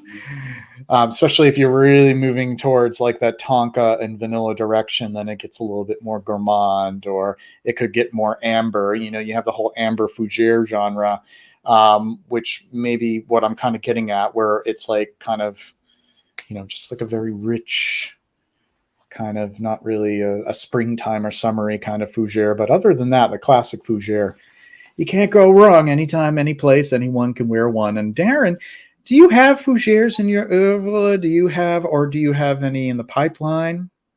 I do, yes. I'm within the next week or so going to be releasing a fougère. Yeah, and it's interesting because you were talking about they can be. I'm sorry, this is me going off. I have my phone silenced, but my laptop, I don't know how to. Oh, I have that too, where it goes through the laptop, and yeah. I haven't been able to figure out how to get rid of it either. Yeah, so I apologize. No worries. Yeah, so I've been working on a fougère for a couple of years now, and I finally really have it where I want it. And it's kind of funny because I felt like the thing that was missing is I was looking for an herbal aspect of it and a green aspect that didn't detract from the powderiness and the sort of like hay-like characteristic of the coumarin or the tonka. And then I was messing around with my extractor and I made Hay Absolute, which when I tried that in with this formula, it was like the thing that was missing. So I was excited to be able to move forward with that.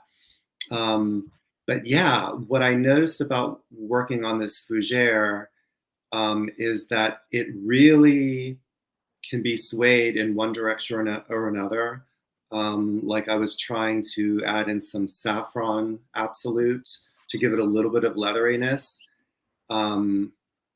to just sort of round out the rougher edges, which it did, but just pushing that a little bit too far took it into like more of a leather fougère.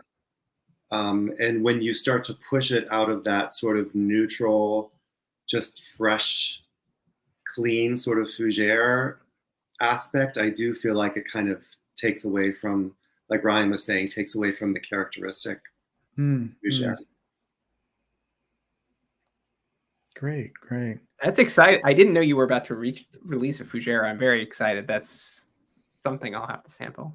Yeah, it's called Florian's Fougère, and it's my imagination of what Dorian Gray would have wore. Nice. Excellent story pairing. Excellent. That's so cool. For us literature nerds. Right. English major. Yeah, that's very good. Yeah, and like the time period and everything, it fits right in. So he would be a fougère wearer. Yes. Oh, definitely. Yeah, for sure. Great. Cool. All right, the time is now 8:48. We're going to be running until, give or take about 9:30 p.m. Eastern Standard Time. If anybody in the chat has any other questions for Darren or for any one of us, just let us know. Ryan, Rachel, did you have any other questions, or did you have anything to share? Or I see Rachel. Yes. I have one more question. Okay, great. I was wondering if actually Darren might be willing to share any of the other projects. I know you're releasing a new fragrance, so maybe nothing for right now. You might need to take a break, but I was wondering if you're working on anything else for the future. Yeah, I mean, I'm always working on something. I'm right now working on a couple of bespoke fragrances too. So, and really just sort of trying to keep up with keeping everything in stock, which, it's just me doing this, so it's kind of hard to do to keep everything in stock, especially when things are macerating. I'm always trying to keep a backup batch, going. So yeah, the fougère should be coming out within a week or so. And I don't have any plans to immediately release anything. I was thinking about doing this for spring, like around Easter, is the chypre jaune, the yellow chypre. because it has sort of like a spring flower kind of feel to it with like the narcissus. So you get sort of like the daffodil and, you know, the spring flower. And it is the second one. So it's my chypre number 2. So it seems like it would be good timing. So I'm going to try to do that. I don't know how that will work out with timing.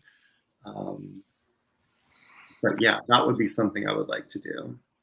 That sounds amazing. I will immediately order a sample as soon as you do that, because that sounds like my dream. I love narcissus and I love chypres, so I might just order a bottle. I might just blind buy it because that sounds like a dream fragrance to me. So and I haven't made it in years, so it'll be nice to revisit it too. So. And didn't you mention earlier that would be the one that you would feature maybe some Broom as well, or Broom Absolute? Yes, great. Broom Absolute. There's Mimosa. Oh yeah, Honeysuckle. Yeah, which isn't really a spring flower, but it's, you know, it gives you sort of that bright, sunny, you know, type of feel to it, and it ties in with the yellow theme, because when I worked on this fragrance, I was trying to bring in the color associations with the fragrance too. So right, that piques my interest. I'm very curious as to what you have in store with that. That sounds great. Yeah, exciting. So yeah, I will have to get on that then. Absolutely. And now that I said it, I have to do it. So one thing I want to ask is, because I know with some other perfumers who have produced things, they've had issues with, you know, getting enough of a certain raw material to keep a certain formula intact, and they've had to find substitutions to keep that fragrance alive. Have you had any issues with particular raw materials that you fell in love with and used in a formula, and then had to go on a hunt to find some sort of replacement for that raw material that was up to equivalent standards, or have you not run into that issue? No, I really haven't run into it as a supply chain issue. My issues with supply chain seem to be with packaging and bottles. Like, that's just a nightmare right now in the industry across the board. But to answer your question, probably the thing that is most tricky is when you're using a lot of natural materials, because there's such a variation between different batches or different manufacturers. So what I tend to do to try to keep some sort of, you know, continuity with my natural materials is when I'm about like half out of a material, I'll reorder from the same supplier, and I'll marry those two materials together. So that, you know, if there is a slight variance in smell or scent profile, you have enough of the old material to sort of bring the new material this direction, and then you have enough of the new material to sort of move the old material a little bit away from what people are used to smelling, and you sort of get this neutral, you know, mixture of the two in the middle. Right. And that's my new starting point. So, and I don't know if other people notice it in the end product, but you know, I mean, you can get materials even from the same distributor and the same supplier that are just sometimes vastly different. So right. Conditions can change: dry, damp, really rainy seasons. Yeah, they really can change the whole scent profile of a particular material. So certain components, there's more of them in a particular yield in one season than in another season. Yeah, that's fascinating stuff. Yeah. And so, Darren, do you plan to do that with your own absolutes that you make, that you put into fragrances, is also create that kind of transition? Yeah, I do that. Yeah, the machine that I have, it can only do a gallon at a time, which sounds like a lot, but when you take out the alcohol and you extract it down, you know, you could do like a gallon of the raw material that you're putting in, and then end up with like 10 grams of the absolute. So yeah, I have to do multiple batches, and so I do put them all together so that I have sort of a cohesive, you know, absolute that, has all the different aspects of the material in it. Yeah.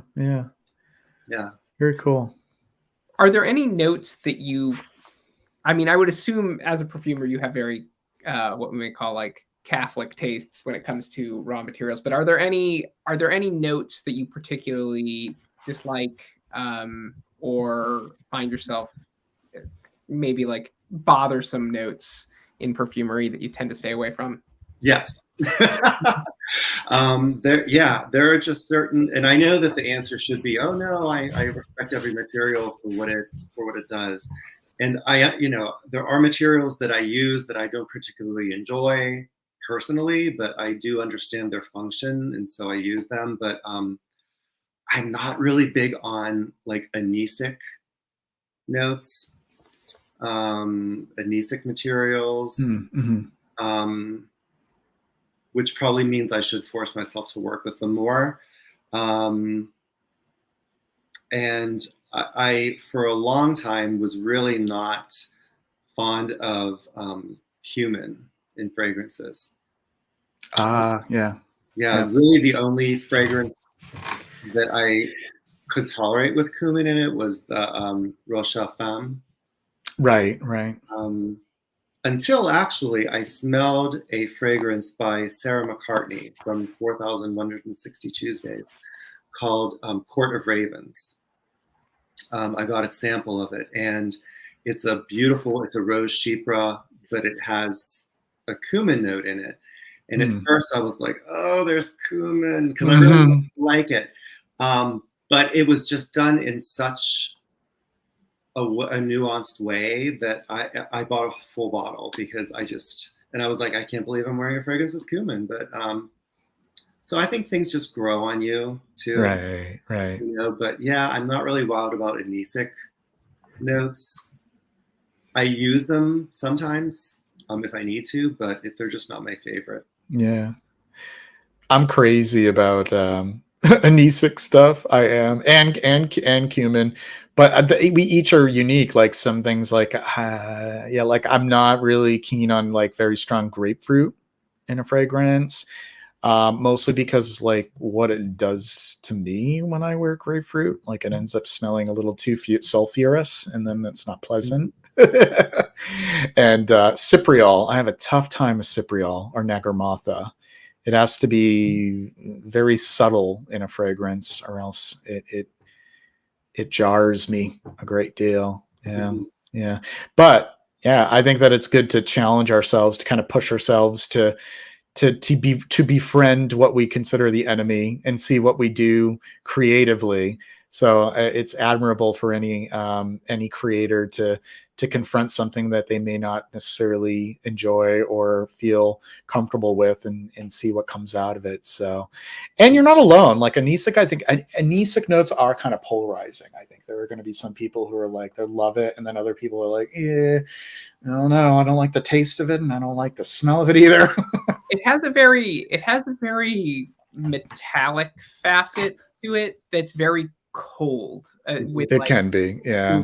With a lot of anisic notes. Not all of them. You can have ways of framing it in a way that feels warmer, but when you think of it in like more herbal green tones, it tends to add a very cool effect to it. I'm thinking of things like Rive Gauche or Azaro Porom, or all those sort of like masculine fougères that yeah, like clean zing. It has a very kind of cold touch to it that I can understand being kind of off-putting. I kind of did a 180 for myself around like licorice in general. Like I used to hate that kind of aroma, and then something snapped one day, and then I was like, oh, I kind of like, give me a licorice bomb fragrance and I'll wear the heck out of it. And I don't know why that happened, but that it is, things just grow on you. I'm coming around on cumin. It's been a bit of a journey because my skin tends to amplify. Like if I put on Cartier Declaration on my skin, like it reeks. But I can wear like Fleur d'Oranger by Serge Luton very, very nicely. And the hint of cumin in that is. Oh yeah, it blends in really nicely in there. Yeah. Like I love like diptyque l'autre, which is like all the bio spices thrown together. It's like coriander, caraway, cumin. It's like really an acquired taste, but I love it. Like Declaration, Eau de Mez. So would you wear it out? That's my question. That's my question to you. Oh yeah, it smells good on me. Somebody thinks that I smell dirty, then hey, that's their business. That's their problem, not mine. No, it doesn't translate on my skin. Like to me, when I smell it, it doesn't smell like BO. I haven't found one yet where it's like, yeah, this is too like dirty armpit for me. But hey, it depends on the person. Like I think, I mean, some people think it's BS, but I do think that, a certain chemistry or pH or the amount of dryness or oiliness of one's skin, it's the same reason why certain people end up smelling like the food that they eat, which I do have a problem with, but it's not with cumin. It's with like onion and garlic. Like I love it, but it doesn't love me. And my partner does not want to be around me for 24 hours after eating anything that has a great deal of raw onion or garlic. So I think it's the same idea with scents too. Just like your skin can amplify certain things in a way that it might on somebody else. So yeah. I like this. I like the BO stuff though, even though it doesn't smell like dirty BO. I like something that enhances my own natural smell, I guess. Yeah. If you were to dabble with the idea of using cumin, Darren, where would you see yourself using that in a composition, or what type of composition? Where would it appear? I think I would use it. I think I would use it in a leather fragrance. That makes sense. It does. Yeah. That would be a good enhancement. Yeah. Sort of like a sweaty leather type, hot leather, I don't know. Love it. So I have sorry, go ahead. Oh, go ahead, Rachel. And then we have a question from the chat, but I'll have you go ahead first. I just have kind of a fantasy question for Darren. If you could go back in history and smell any person, place, or thing from any time in the history of the world, what would you want to smell? Oh, well, I think it would be the original Kiffy recipe from ancient Egypt, because I'm sort of fascinated with smells from Egypt. I've taken classes and stuff on perfumery in ancient Egypt, and that's just always, Egypt just in general has always fascinated me. But yeah, there's a recipe for Kiffy, which is an ancient Egyptian perfume and incense it's written on the walls of the Temple of Edfu. And I've done a lot of research to sort of try to recreate that. And I just wonder how close this modern research is to what it actually really smelled like. That is too cool. Like I hope one day you make that and let into a fragrance of some kind, because that sounds amazing. Yeah, it does. Yeah, it's a resinous, spicy, it's a beautiful fragrance. Yeah. And I've actually never done it as a perfume. I've only done it as incense, but it could easily be done as a perfume. Yeah, totally. Yeah.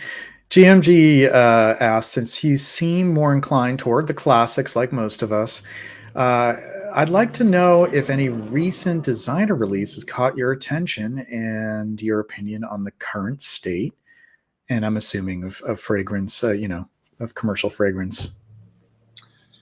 Yeah, I'm really, to be honest with you, I really don't smell much commercial designer fragrances.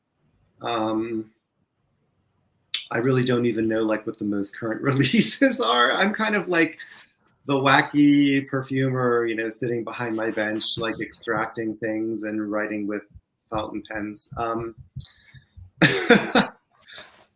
Yeah, I really don't even know what current designer releases there are. I try to keep up with, I try to keep up with releases and buying discovery sets and samples and stuff. But I mean, to be honest with you, most of my money I put into raw materials, you know, or I mean, I do have a problem with buying vintage fragrances on eBay. Like right now, I'm waiting for a bottle of Chypre from the 50s. Nice. And I'm just hoping that, well, one, I'm hoping that what is in the bottle is actually Chypre. That's true too. Yeah, like tampering. There's totally like tampering where they'll fill it up with like some sort of colored nothing. They'll just like fill it. It's happened. Yeah. So, and if it is, I'm just hoping that it's in good enough shape that it's, you know, will give me some kind of insight into what it really was. So, What's the holy grail vintage bottle for you? Like anything on eBay, it shows up. What's the one that you are jumping at? Yeah, the Chypre. It's so hard. It's so hard to find. It is. So I have the 80s version, which is pretty damn good. The relaunch of it in the 80s, and that's like the closest that I've been able to get to, you know, the authentic Chypre. But I know it's like a holy grail to get like the earliest versions. Yeah. So I mean, I'm keeping my fingers crossed. This seller had really good reviews, and they have a return policy, and we chatted back and forth, and you know, I let them know that I am a perfumer and I'm familiar with this fragrance, and you know, so apparently I can return it if it's not what I think it is. So I'm just kind of keeping my fingers crossed. I'm hoping this is the one. I hope so too. I feel that anticipation and finally having it in your possession, and just the elation of experiencing it. That's a good one. That's a good holy grail. Let me tell you. I've only smelled reconstructions. From like study formulas and things like that. So I'm hopeful. So Tony asks, would you possibly sell your fragrances via other companies such as Lucky Scent or Max Aroma or something else? So he wants to ask if you would sell through a vendor or marketplace in the future. Yeah, I would be totally open to doing that. Yeah. Nice. Hit me up. Cool. And Margie wants you to keep us posted on that purchase. Follow up with us. Let us know. Okay. Yeah. If it's a success. I'm feeling good about it, so I'm being positive. Duncan asks, has anyone tried Love 40? A giant bottle has been sitting there on eBay, but it's like $900. Yeah. I'm not grabbing that one anytime soon. It's way past, that's way beyond my limit for a single purchase. So I've never tried 40 Love. Has anybody even so much as tried a sample or a decan or anything like that? No, I know its significance, but no, can't say that I have. No, but I could buy a whole ounce of Tuberose Absolute for that. That would come in handy. Yeah, Tuberose Absolute actually does really come in handy for a Tuberose Accord. Like it's like another perfect example of how it doesn't smell like it on its own, but you could totally get, it's like a total cross section of it. You could totally tell where it comes in. Yeah. I love Tuberose. That was one that I grew to love. That was one where it was kind of like the whole Brussels sprouts thing. Like at one point I was like, oh no, I can't wear that. I can't be near it. And then I've grown to really love it. The only one that I still find hard to warm up to is Fracasso. Fracasso is still a little bit too much Tuberose for me, which is funny. Yeah. That's a big fragrance. It's a big one. And it has a big personality. Yeah. That's a classic though. What about your grails, Ryan, Rachel? Any holy grail right now? I know that Ryan, you don't collect too much vintage, but is there one that you wouldn't mind adding to your collection? I mean, the holy grail for me is probably if you could get a half decent bottle of the original formulation of Fougère Royale, which is like impossible, right? Yeah, Like, yeah. if you could, like, I would love to go to the Osmothèque and smell their reconstruction of it, but that for me would probably be like the one thing I would be salivating at to, you know, possess, even if it, I mean, it wouldn't be much of a fragrance at this point in time. But I would, that would be the one. I'm trying to think of other things. I mean, I sometimes see people with their like gorgeous, like very early Shalimar bottles, and that does fill me. Shalimar is a fragrance for me that has great appeal and I have great affection for that. I think that's one of the ones that would potentially seduce me if I were to go down the vintage route. I don't know. Right now I'm trying purposefully not to keep a fragrance wish list so that I'm just not proactively hunting for anything. But but those two would seduce me among the early stuff. What about you, Rachel? Yes. Yeah, so I have a lot. I have a huge wish list, but I wrote down a few real quick. Coty's Sticks, Coty's Rose de Jacquemont. Oh my God, they're the same as mine. Jetty, like I've owned Jetty before, and I would. It was like a mystical experience, right? And I would give anything to have more. But it's so hard now. The prices are insane. You know, I mean they were then too, but like still, I would. It's amazing. And yeah, there's just a lot of like the earlier, you know, turn of last century. You know, like a lot of early Guerlains and Carons and Cotis and things that are, you know, just hard to find that, you know, you read these beautiful accounts of by perfume historians and you're just like, wow, that sounds amazing. Yeah.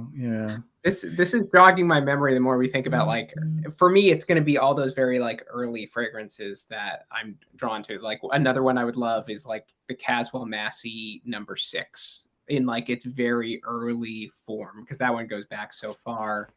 I would love to understand what that really was like in that very early form. It's kind of, I like the current beefed up eau de parfum version of it that exists today, but I would love to go back in time and understand what that really was when it was just beautiful eau de cologne.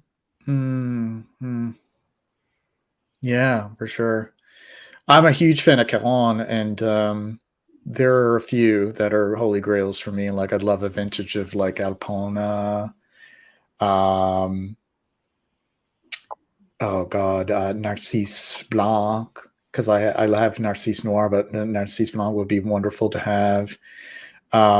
There's just too many of them. I'd love to have Lanvin Scandal. I don't think that's that hard to get, but I haven't really been finding it with a price that is that agrees with me. But that would be a lovely one to have. I already have my eyes on a couple of bottles of Mycen.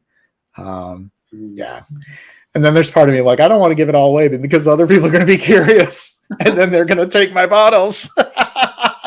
Yeah, I know that's kind of selfish. Well, you know that we're bidding against each other on eBay, I'm sure. Yeah. So many of us are without knowing. Thank goodness eBay now makes everyone anonymous.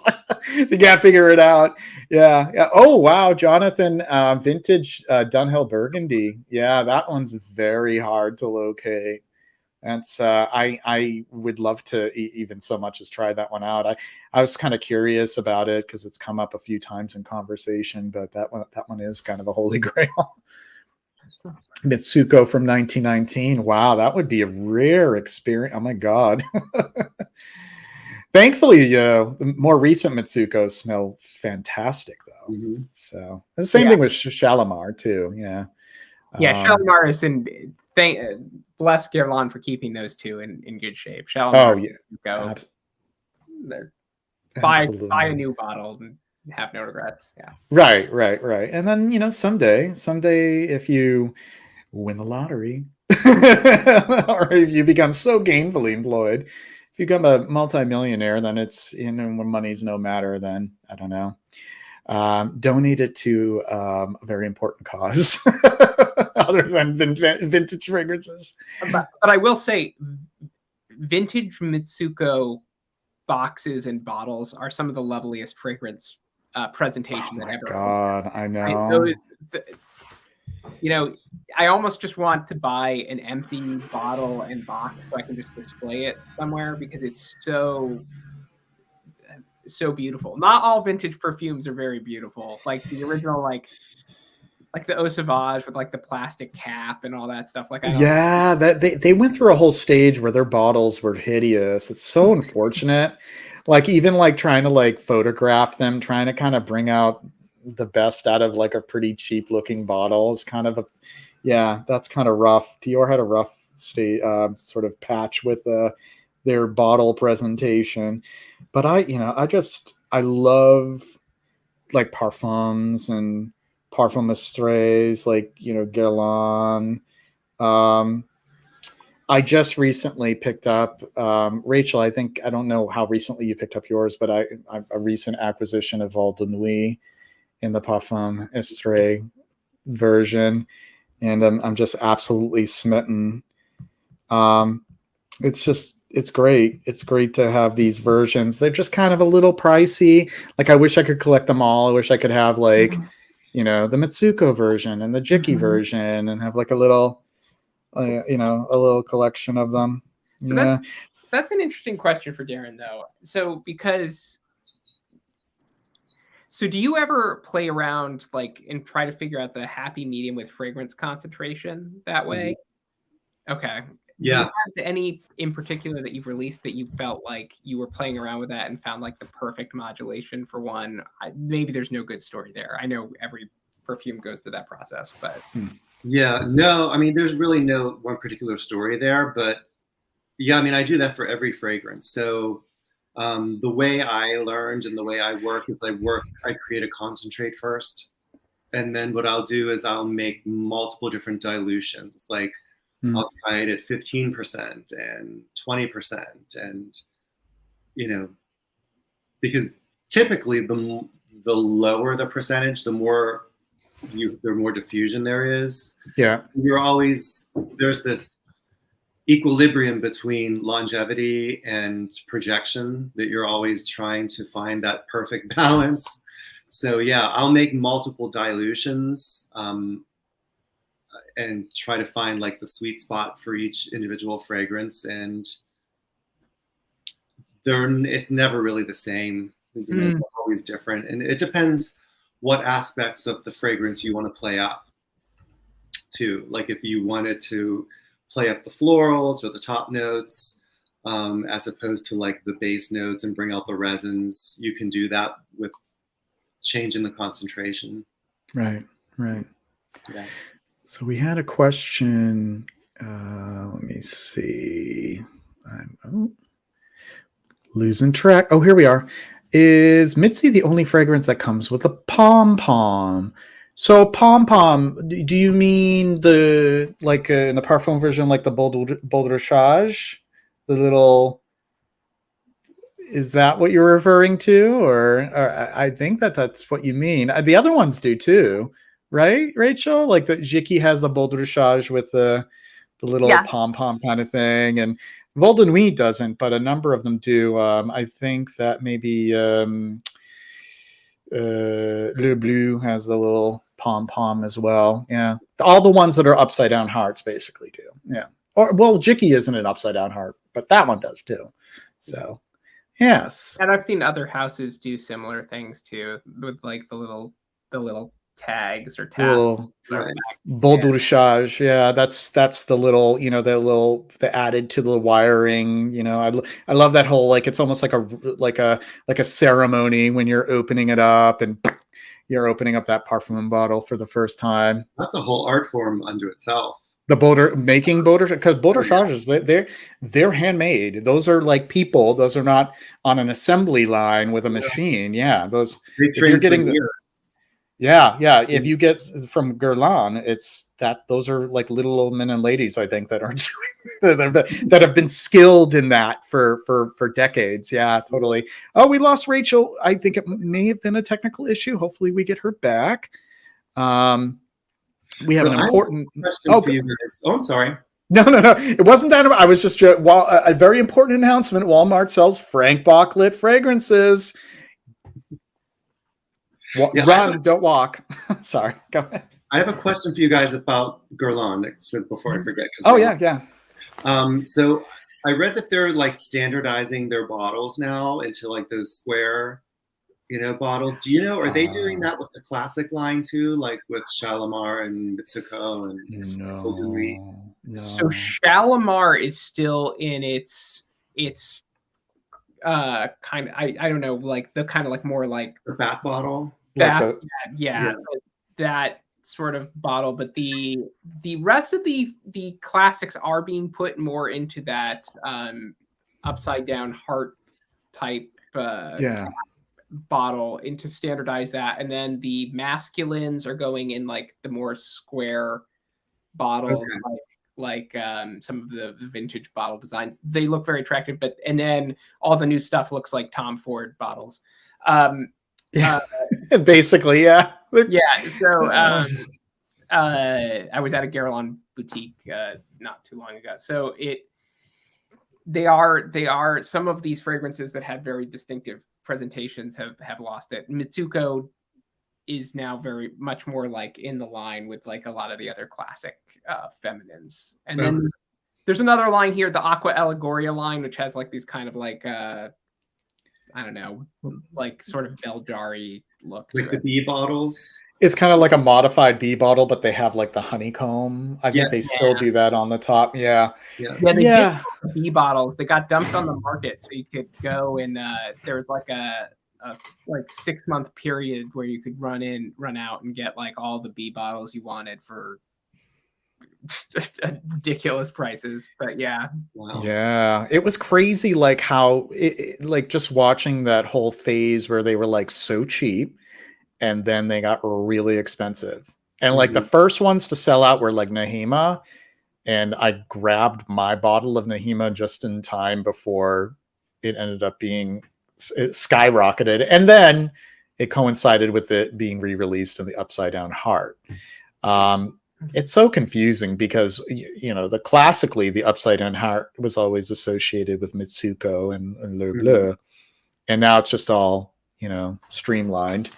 And then that square bottle actually is a lot older than people think. It's a modified version of the bottles that were used, the splash bottles that were used in the 70s up through the late 80s maybe, and then they were adopted by La Medial. It was kind of a throwback to those older bottles, and then I guess they decided, hell, we'll just put all the masculine fragrances under that same bottle. So I liked the Listerine bottles though. I like the Listerine bottles too. Yeah, they got a lot of hate. I like them, but I also miss the days when every fragrance got its own like very unique bottle and presentation. That to me, I get it's not like you have to do R&D on the bottle and source it particularly. I get why that's the first thing to go, but there was something so magical about like every perfume having its very unique bottle, very unique ad campaign,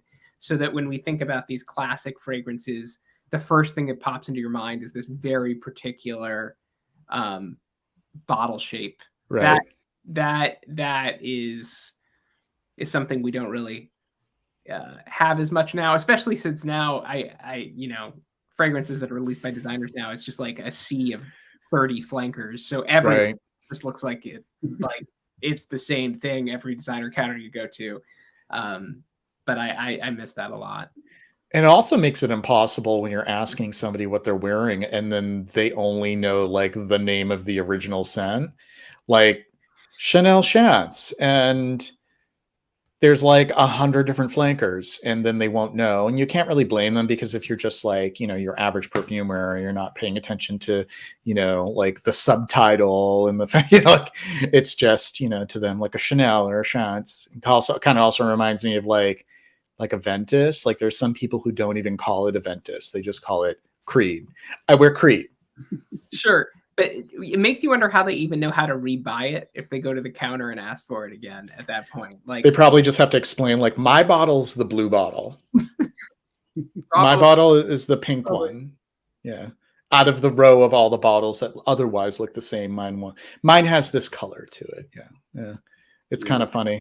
So an announcement from Rachel. Unfortunately, the battery on her phone died, so she wanted to say goodbye to us. Sad that we didn't have a chance to, sign off together or go backstage. But Rachel, we'll talk soon.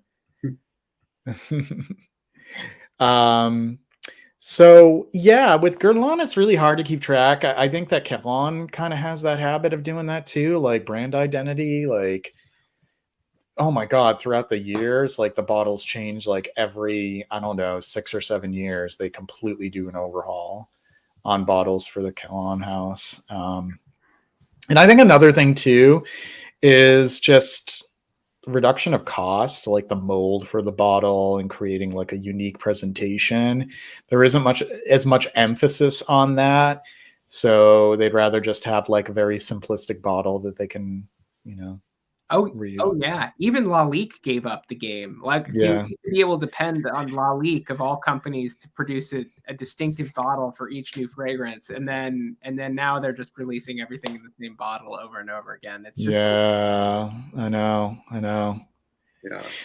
Well, I think also too, since the pandemic, packaging and bottle, and there's a glass crisis right now in in the cosmetic packaging industry. So I could imagine for me as an artisanal indie perfumer, there's no way I could have a different bottle for every fragrance. Yeah. As much as I would love to, because it adds to, it's part of the characteristic of that fragrance. But right.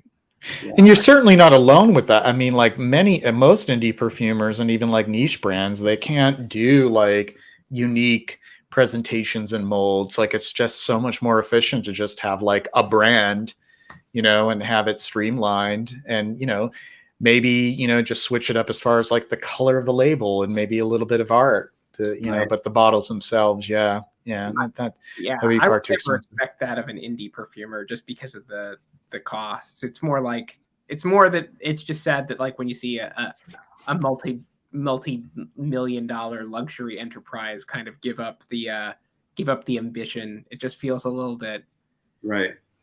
No, I'm with you on that, especially when you realize what they're actually paying to put into the bottle, like as far as like the actual fragrance goes, like right. Do a custom bottle, but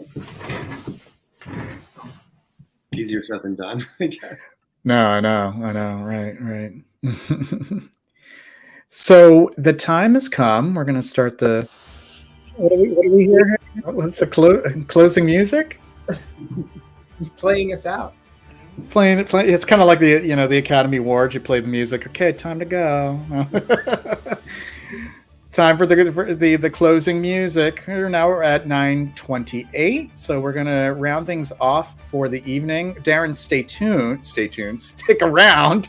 Don't leave, because we'll be on backstage. Basically, just means we'll continue talking without being live on the stream.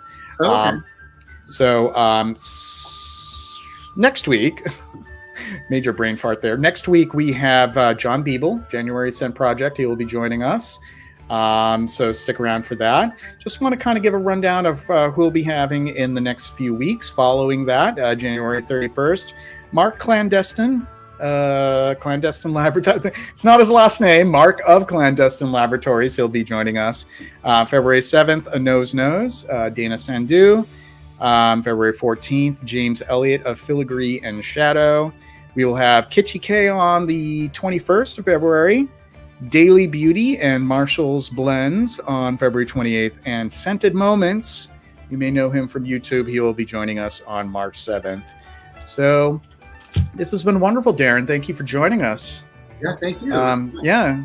Very enlightening and informative, and great sense of humor. Such a pleasure. I'm so glad that you could join us in short notice, and let's try to get you back here soon, maybe sometime this summer, and we can talk shop and talk fragrance more. Yeah, absolutely. Excellent. All right. Well, until next time, we'll see you next Tuesday for Effluvium. Everyone be well and take care. Bye-bye now. Oh, maybe I should just turn the music. It's going to be just in a loop, so it's just going to be abrupt people. So just deal with it. All right, everyone. Take care.